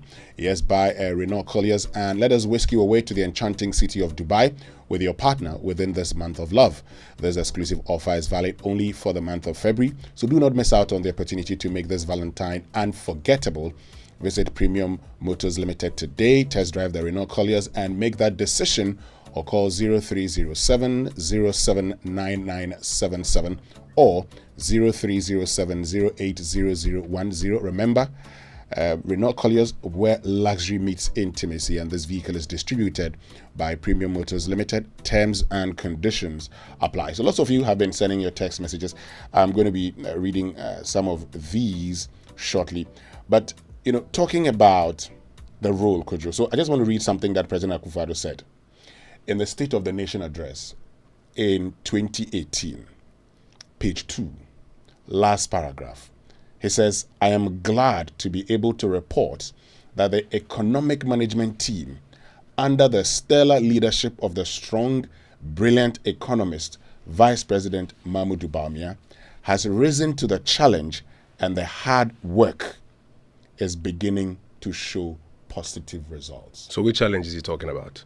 The challenge of providing advice to cabinet, the challenge of providing advice to the government. And then the government and the cabinet will consider this advice, take decisions, some of which have borne fruit. And if the president therefore goes ahead to applaud his vice president and chairman of the economic management team, I'm glad you didn't say or read that the president is therefore saying that Bawumia was in charge of the final decisions of government. No, the president hasn't said that. In fact, that particular address, he goes ahead to mention several ministers and their roles in assisting in getting things in various parts of government done. But you see, Winston, I think that without overflogging the horse, it is important for the point to be made that every vice president or every person who has served in someone's administration will have to answer the question about how that administration fared overall. The Akufo-Addo administration, if you look at its record from 2017 till now, and yesterday Dr. Bawumia articulated it pretty well, has some very major credits to show. And then was hit midstream. And he makes the point yesterday that midstream being hit, people don't want to hear it, but the causes are quite clear. And then is showing very strong signs of recovery. If today, out of that administration, the vice presidential candidate has the opportunity to articulate his vision, I believe that a good chunk of the work left ahead of us, while, yes, examining the record of the administration, is also to examine the vision and ask ourselves whether this vision answers the questions on the hearts and minds of people. Okay. Yesterday, I watched one of your reporters interview Guta, and I was stunned. Guta says that they get the impression that this candidate who is putting his vision has included in his vision some of the points that they have been making. Points about the import regime and the taxes associated with that, and they are very pleased with it. That for me is clear that the vision is put out there solves a particular problem. The vision is put out there responds to a particular issue. And I think that we would also be helped by going through various parts of the vision and asking how it addresses various parts of those issues. We'll get to all of that, but a lot of people have been sending in their questions. And so Yeman says, so Oponkroma is telling us that Bawumia did not know about Article 58 when he asked then Vice President Emisa Arthur 170 questions. Was it not the same Bawumia who asked Ghanaians if they remembered the members of the NDC economic management team, if they were not so relevant? Usman Abbas says, Bawumia is telling us that you can have your cake and eat too. He messed up the country with his boss with a legend of promises, but nothing to show for it. Now he's trying to isolate himself from their own policies and yet another series of promises. Kama has what? This one says, please ask Kojo, under what capacity is he speaking? As a communication minister or Bawumia spokesperson? Henry from Kasua. And T-Smart says, it was mid-year that this same NPP varied income tax from 35 to 30 and the threshold from 10 to 20,000. So what is Kojo Oponkroma saying? Because they wanted, or because the administration wanted more revenue within the fiscal program. Okay. Leonard Ansan says, in one breath you say you have managed the economy well. When we say it's not true and we ask you to speak to the facts, you say you did not have the power to make decisions. So we can see things for ourselves. We can really see things for ourselves. And this one also says that one of the conclusions on the vice president's speech yesterday is that his speech is an indictment on the present government's policies. I mean, he spent a lot of time answering the questions about the economic record of the current administration. if you have a few minutes for me to, highlight a few things. And I heard somebody say, if we, raise the facts. So let's look at the facts. Take growth, for example. Between 2013 and 2016, growth was averaging 3.9%. 2017 to 2020, growth increased to an average of about 5.3. Those are the facts.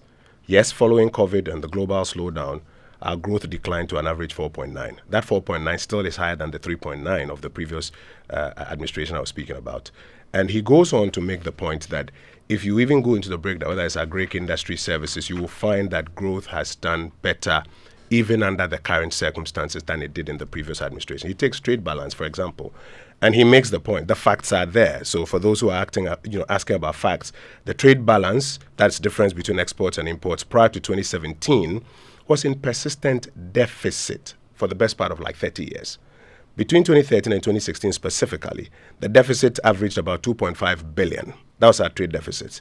The balance improved significantly to a surplus of 1.8 billion between 2017 and 2020. That's the record. Notwithstanding the global crisis, we have continued to record a trade surplus averaging about 1.9 billion between 2017 and 2020. That's still a better performance than the previous administration. So I'm just answering those who are asking about facts for. Okay. And then there's a question about, so if he knew the role of the vice president, what was he asking Mr. Arthur to answer 170 questions? There's nothing wrong with you asking me questions this morning. If tomorrow you are a minister of state and somebody asks you those questions, I will be disappointed in anybody who says that, so why was Winston asking those questions at first? Because there's nothing wrong with asking questions. What matters more are the answers you provide. So yes, Vice President Bawumia asked about 170 questions.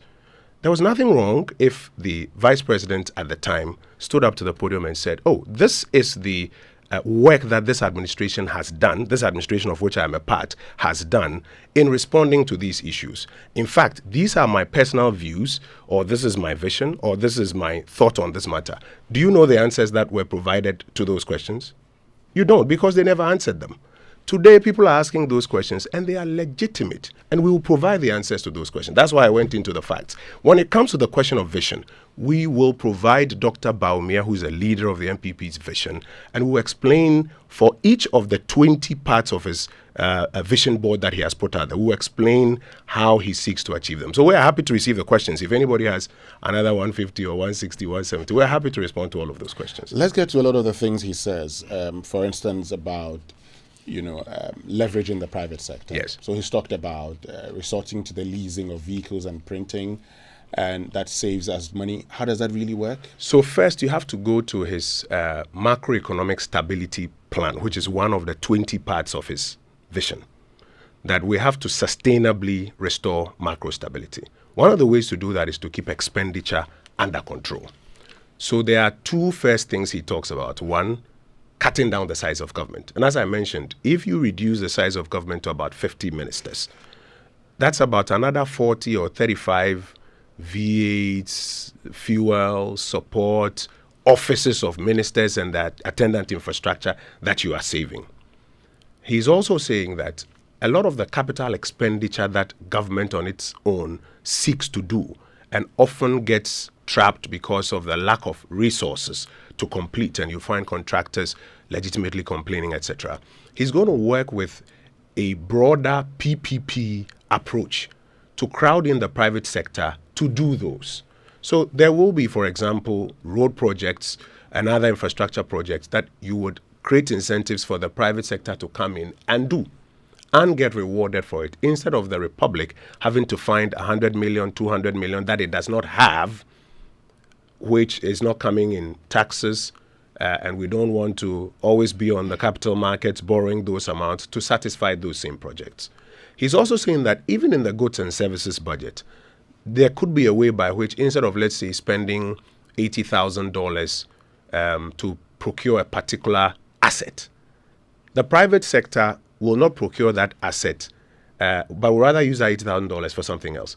The private sector will lease that asset. Does leasing make sense in the private sector? There are many private sector institutions that are leasing vehicles and other small assets that they are operating with. Why can't the central government do same and save these resources, reduce expenditure and create some more fiscal space? And that's what he's saying is the approach he's going to adopt. So he's coming with a broader PPP structure that says that, yes, you may have piloted it in the Akufo-Addo administration with the setting up of the Public Investments Division at the Finance Ministry, and they may have done 1 or 2 or 3 PPP projects, but he's going to go wholesale with PPP and get the private sector crowded in. Remember, we are the party that believes in liberating the creative energies of the Ghanaian people and letting the private sector operate. Small government, let the private sector operate, create a more stable environment for people to find their feet. And so you see clearly how this PPP framework that he's putting up aligns with our vision and aligns also with a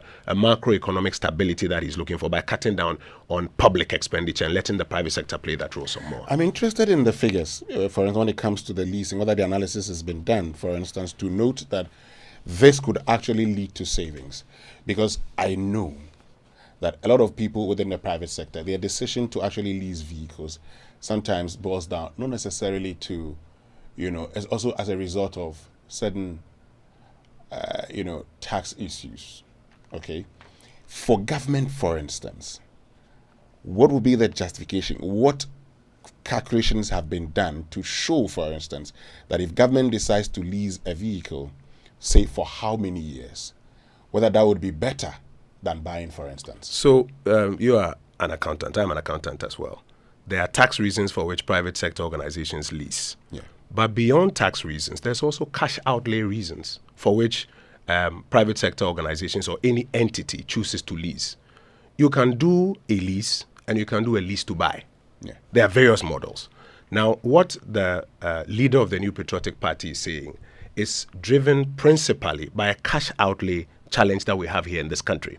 If you look at your budget on an annual basis, if you look at the appropriations and you look at how much in the capital, and the analysis that we did, you look at how much in the capital expenditure allocation is possible to save by not buying those assets and instead leasing those assets from the private sector and requiring the lessor to, over a period, make available, if he has to make changes to it, make available that particular asset in good condition for its purpose. There's a lot of money that you can save and ensure that the regular demand for more taxes from the same Ghanaian who is suffering goes down. Now, he mentioned yesterday at the beginning that this is not the manifesto. This is his vision board. And I think in the next 2-3 weeks or so, he's going to announce the manifesto committees and the subcommittees, which are going to do the full fleshing out based on the initial calculations that have been done and which will now come to market and tell you. For example, when he says he's going to do tax reforms and change the tax regime for income tax, instead of having all of these bands, he's going to go for a flat rate of a particular percentage. You notice he doesn't mention the percentage. Yeah. Yes, he says a particular percentage. He goes further to say that he's also going to give a tax amnesty for a particular period. Why? Because you are now going to have all of this detail put out there before the public. Today, what he's doing is sending or signaling to you the policy direction. That his policy direction is that he's going to be doing a lot of leasing instead of buying. When we get on that playing field, we will now put out all of these numbers for that detailed analysis. Today, 20 bullets of his vision point, and one of them says that he's going to deal with the cash outlay issues, do more leasing than buying. He's talked about, having a fiscal and administrative decentralization. Yes. What sort of, fiscal and administrative decentralization does he intend to implement? How different is that going to be from what we currently have? Today, there are a lot of agencies that operate at the district assembly that don't report to the district assembly. So administrative decentralization is only partial today. You have a lot of officers in district assemblies who don't actually report to the DC. They report to a boss in Accra. And therefore, their ability to fit into the local government structure there and respond to the issues there is always questioned. That's the administrative decentralization that he's talking about. In terms of fiscal decentralization, there are two parts to it. The revenues at the district levels or at the lower levels are pretty low. And a lot of MMDCs and a lot of district and municipal and metropolitan coordinating councils, if you look in their books and look at local revenue as a percentage or a share of their total revenue, it's honestly below par.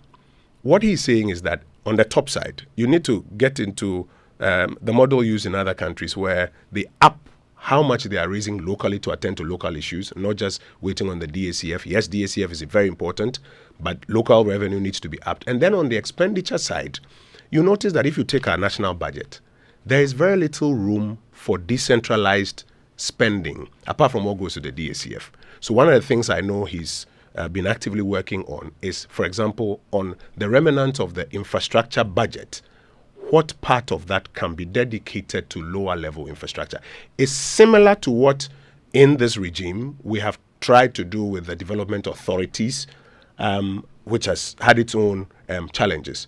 But it circumvents it in a way and ensures that within the national budget, you have some fiscal resources allocated for specific and I think it will be on a district basis, specific districts to execute some projects there. So when he talks about fiscal and administrative decentralization, there is a difference between what we are doing now and what he will do if he becomes the leader of the Republic of Ghana on January 7, 2025.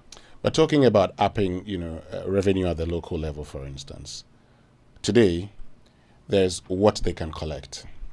If you look at those within the local government space, what they will tell you is that government, as in central government, actually pushes the hard to collect revenue to the district assembly. Which one is the hard to collect? I'll tell you shortly. Tell me. Is he going to, for instance, review what revenue they can collect? So, for instance, in other jurisdictions, local governments collect, indirect taxes, for instance. Mm-hmm. Is that what we're going to do? No, indirect taxes are collected at the national level, but that is not hard to collect revenue. In fact, indirect taxes... I'm saying that in certain jurisdictions, the local government does that. I know, but because of the premise that you laid, that's why I'm responding categorically like that. Indirect revenue is one of the easiest to collect because you slap it on other things. And that's the reason I'm saying, would he let them collect that? No. Since that is not difficult to collect. No, but in the majority of jurisdictions, indirect revenue is collected by central government. In the majority of jurisdictions, you have direct revenue like incomes, etc., income taxes, etc., that are also very often collected by the central government. What a lot of local governments have to collect include local property rates, local business rates, local business permits, etc. And I'm saying to you that if you look at that as a share of the revenues that go to the assemblies, that is below par. And it is important for the fiscal decentralization argument that he makes for us to up that in that space. And as the manifesto committees now start to detail the specific technical programs and the thresholds that will be set, you will see us put all of those ones out. But today we have a leader who says that I'm going to do some more work on fiscal and administrative decentralization. I think that's a bold, clear thing that should be supported. Another thing, for example, that he talks about, even beyond the macro framework, is jobs. Today, this administration, between 2017 and 2024, despite all our challenges, has, with evidence, created not less than 2 million formal jobs that can be evinced by SNIT. This is SNIT data. I would like to encourage your business team to check from SNIT. Over 1 million in the public sector, a little over 900,000 in the private sector registered with SNIT.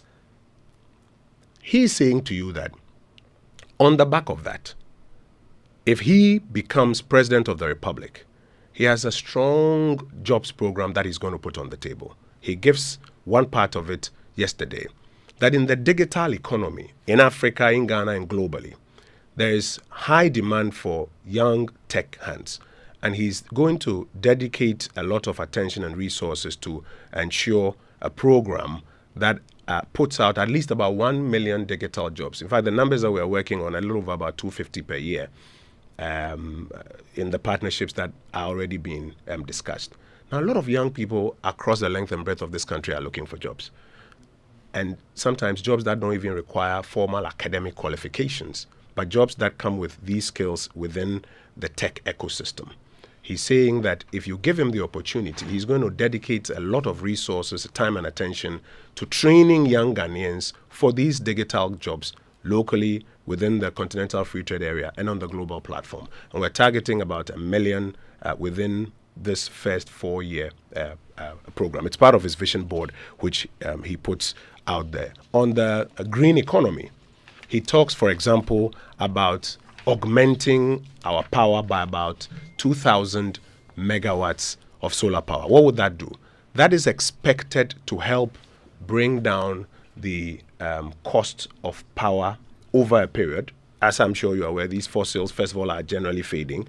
But secondly, depending on what happens on the global market and whether it's HFO prices going up or crude prices going up, it ends up affecting your fuel cost for running your thermal plants. He wants to move further into the green space, about 2,000 megawatts, and provide incentives for that. And that's why he talks about no taxes on solar panels, etc. I know already, there are proposals coming to the table that we should also add no taxes on the lithium batteries and things that are associated with it. That is another bold policy proposition that I think if you follow those, if you look online and pay attention to those who are commenting from the energy and climate point of view, they seem pretty excited by that as well. Transportation, and that's the last one I'll mention. Transportation. He's been considering how do you cut the cost of public transport and signal to even private operators that you can also cut down the cost. Today, the two major drivers are fuel and spare parts. That's why we have this endless battle with, the GPRTU every time. You have petrol price increases and then they go up. And even when petrol prices come down, they say, but spare parts prices have gone up.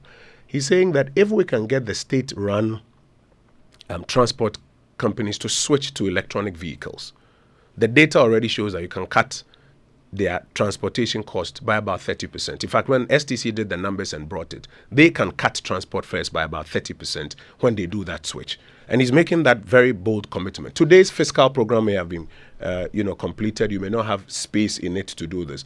But if he's constructing the 2025 fiscal program, he's going to make resources available to support these state transport organizations to go electronic, to be able to cut their prices by about 30%, and also signal to the private market that if you go that way, you can cut transport prices down. What does that do to the people of Ghana? It brings transport prices down.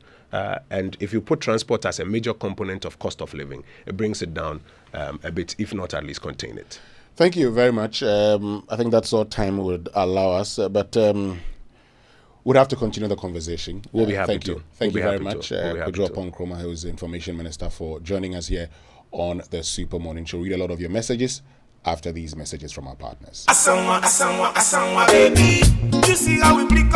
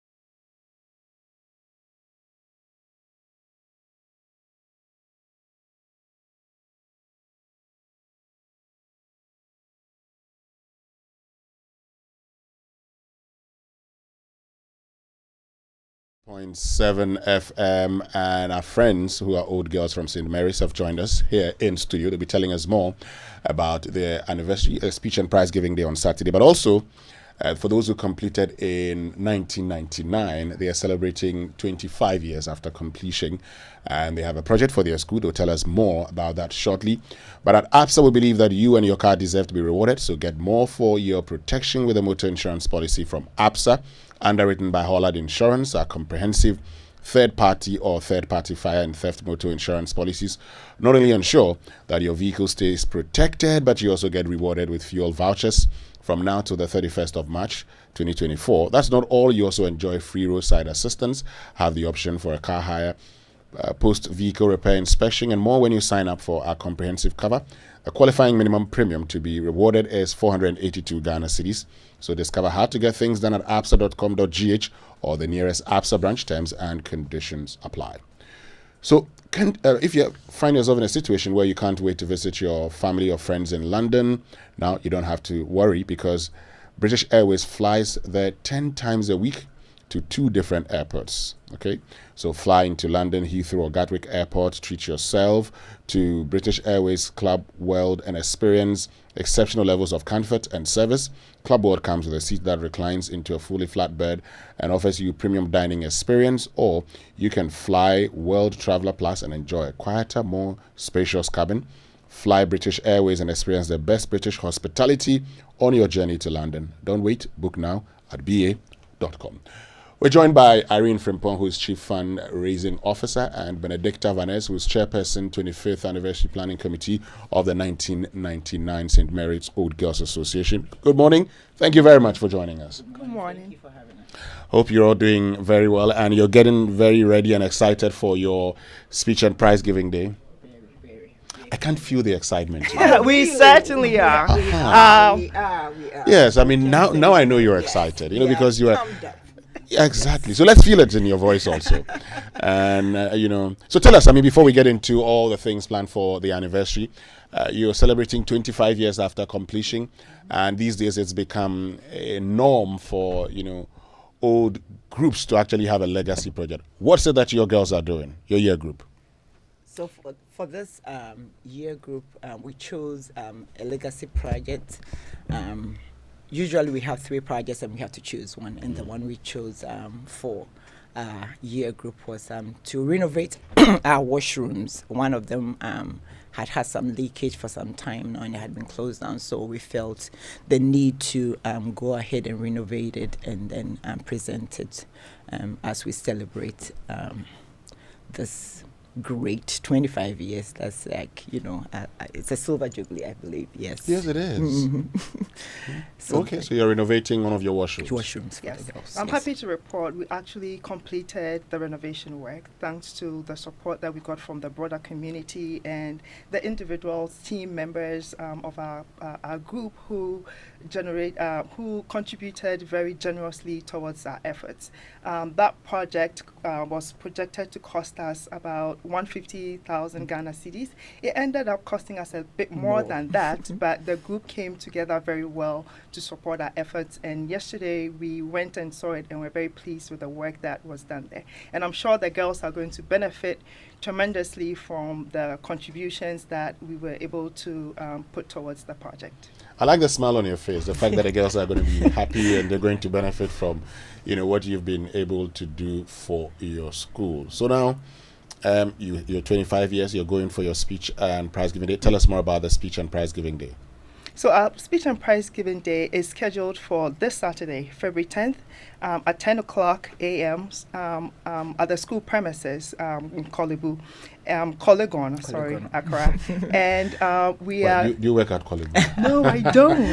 That's on a lighter note. I don't work at Collegon. It's just across. It's just across. I know. Yes. Collebu Polyclinic.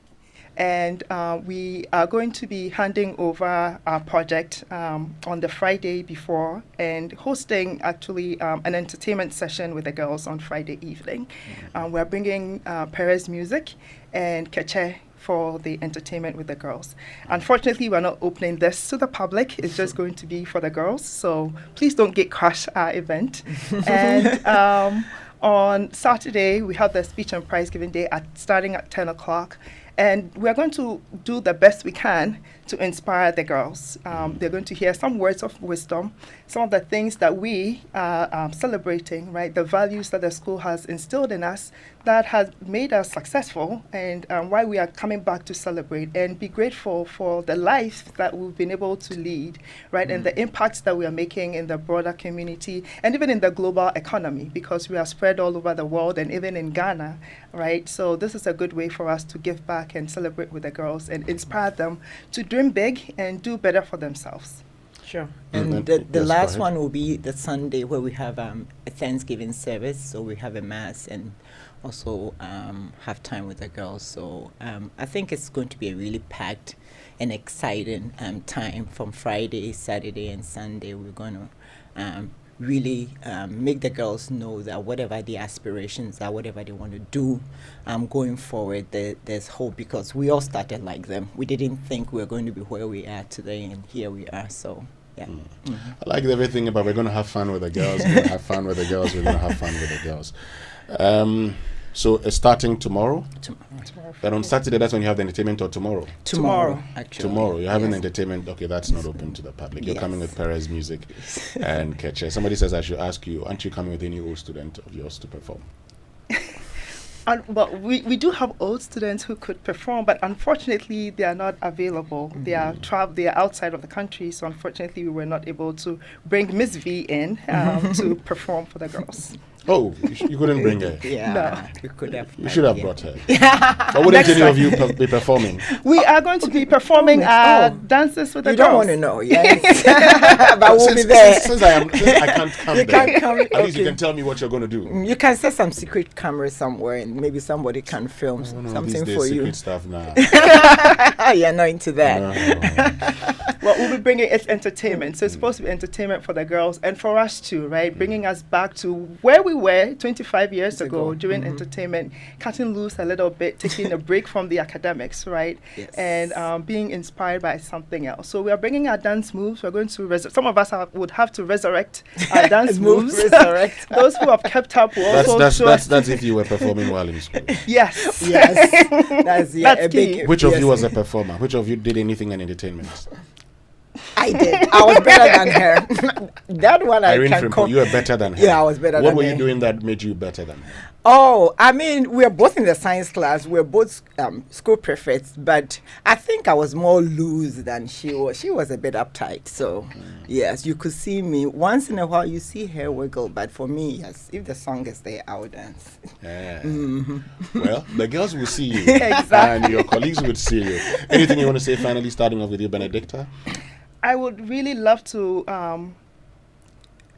acknowledge the contributions of certain individuals and organizations, especially Mother Smoga, under the leadership of Linda Graham. She's been very supportive through this journey. It's been a challenge getting all 200 of us together, but her encouragement has certainly served us well and has brought us together. We'd like to thank Quality Insurance, Pharmacare, and all the other organizations out there that opened their doors wide open and gave us, welcomed us when we asked them for financial contributions. It's brought us a very long way, and we wouldn't be here without all of that. So thank you very much. Anything you want to say finally, Irene? I'm just entreating all Smogans out there who probably may have one or two engagements and are thinking of not coming, especially on Saturday. We are just asking you to put those aside. Come support us. Come in your numbers. Let's come and have fun. Come and talk to somebody. It could be a girl just saying, hey, you can do it. I was here and this is where I am. Just for them to know that anything out there is possible if only you put your mind to it. So they should all come in their numbers to support. Thank you very much, Irene Frimpong, Chief Fundraising Officer, and Benedicta Van Es, Chairperson of the 1999 year group of St. Mary's 25th Anniversary Planning Committee. Wish you all the best on Friday, Saturday, and Sunday. This is the Super Morning Show. Stay with us. We'll be right back. What's so tasty, creamy, crunchy, makes you happy when it's near? Munchie, munchie, oh munchie.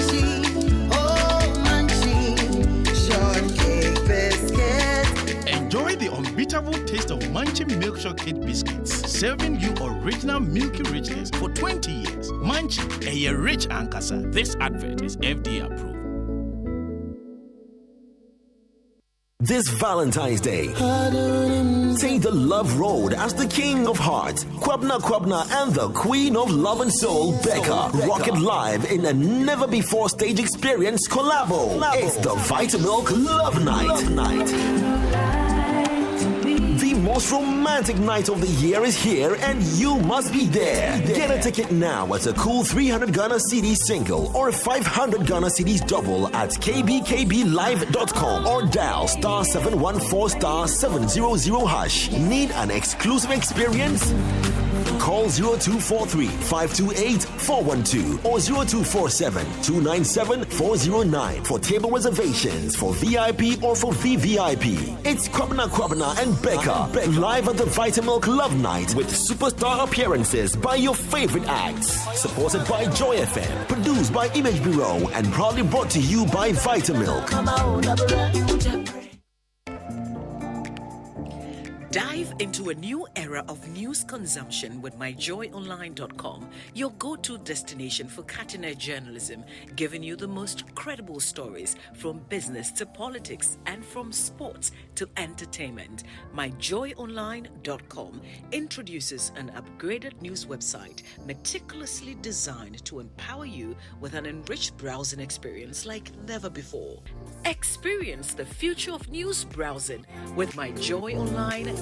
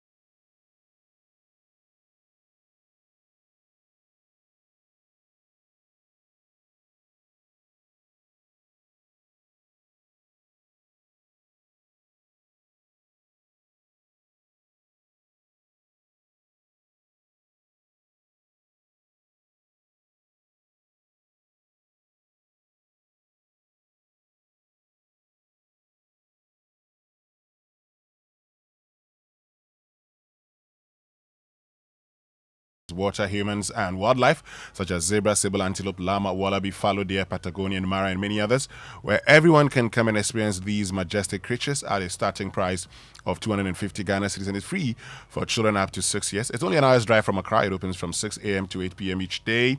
Visit Safari Valley Eco Park with your friends and family today for the thrill of a lifetime. For more information, visit Safari SafariValleyResort.com. Check out Safari Valley on Instagram or call 0596 914394. So you know that we all have those days when we are low on everything: energy, time, cash, and even airtime and data. Well, that's why MTN Extra Time is an airtime and data advanced service that allows you to make calls or browse the internet even when you have an insufficient balance. All you have to do is dial star 506 hash, go through the prompts and select the amount of airtime or data that you need. It's more than simple. Doing your favorite things on MTN means you don't get interrupted even when you're low on airtime or data. Remember, all terms and conditions apply.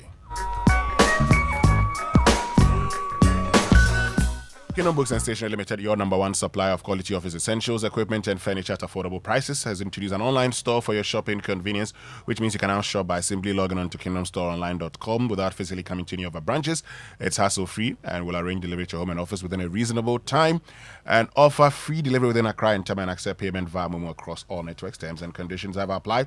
At Kingdom, quality and affordability are their hallmarks.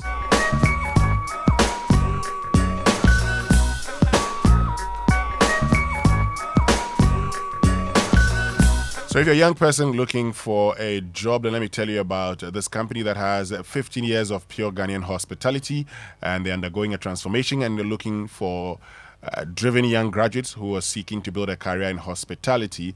The positions are bartenders and waiters, housekeepers and room attendants, chef and cooks, guest relations and services executives, maintenance engineers, IT professionals, finance officers. Send application and CV to recruitment at eaglesproperties.com.gh. WhatsApp the number 05511 44499 05511 44499. And so that's the number that you should be sending your CV to. And the deadline is 29th February 2024. So let me ask you a very simple question. Are you in love with your lover? If you can hear my voice and he's sitting next to you or she's sitting next to you, please ask him or her now, baby, are you in love with me? And get ready to ignite the flames of passion as we present a heart-throbbing experience like never before. As the King of Hearts, Kwabena live on stage with the Queen of Love and Soul, Becca, at the Vitamilk Love Night. It's on Valentine's Day, the 14th of February, 2024, at the Grand Arena at 7 p.m. sharp.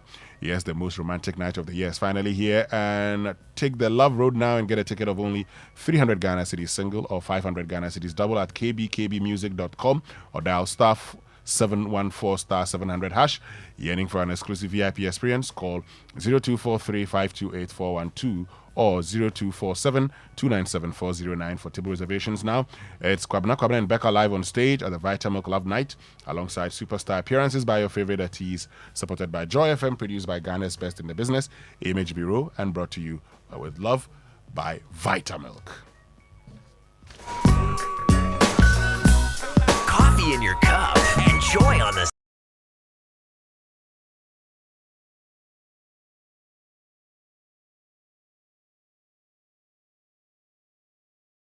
show on Joy 99.7 FM on behalf of the team. My name is Winston Amwa. I was here earlier with Mama V.O. Swabwaje. Catch you same time tomorrow morning. Do you have a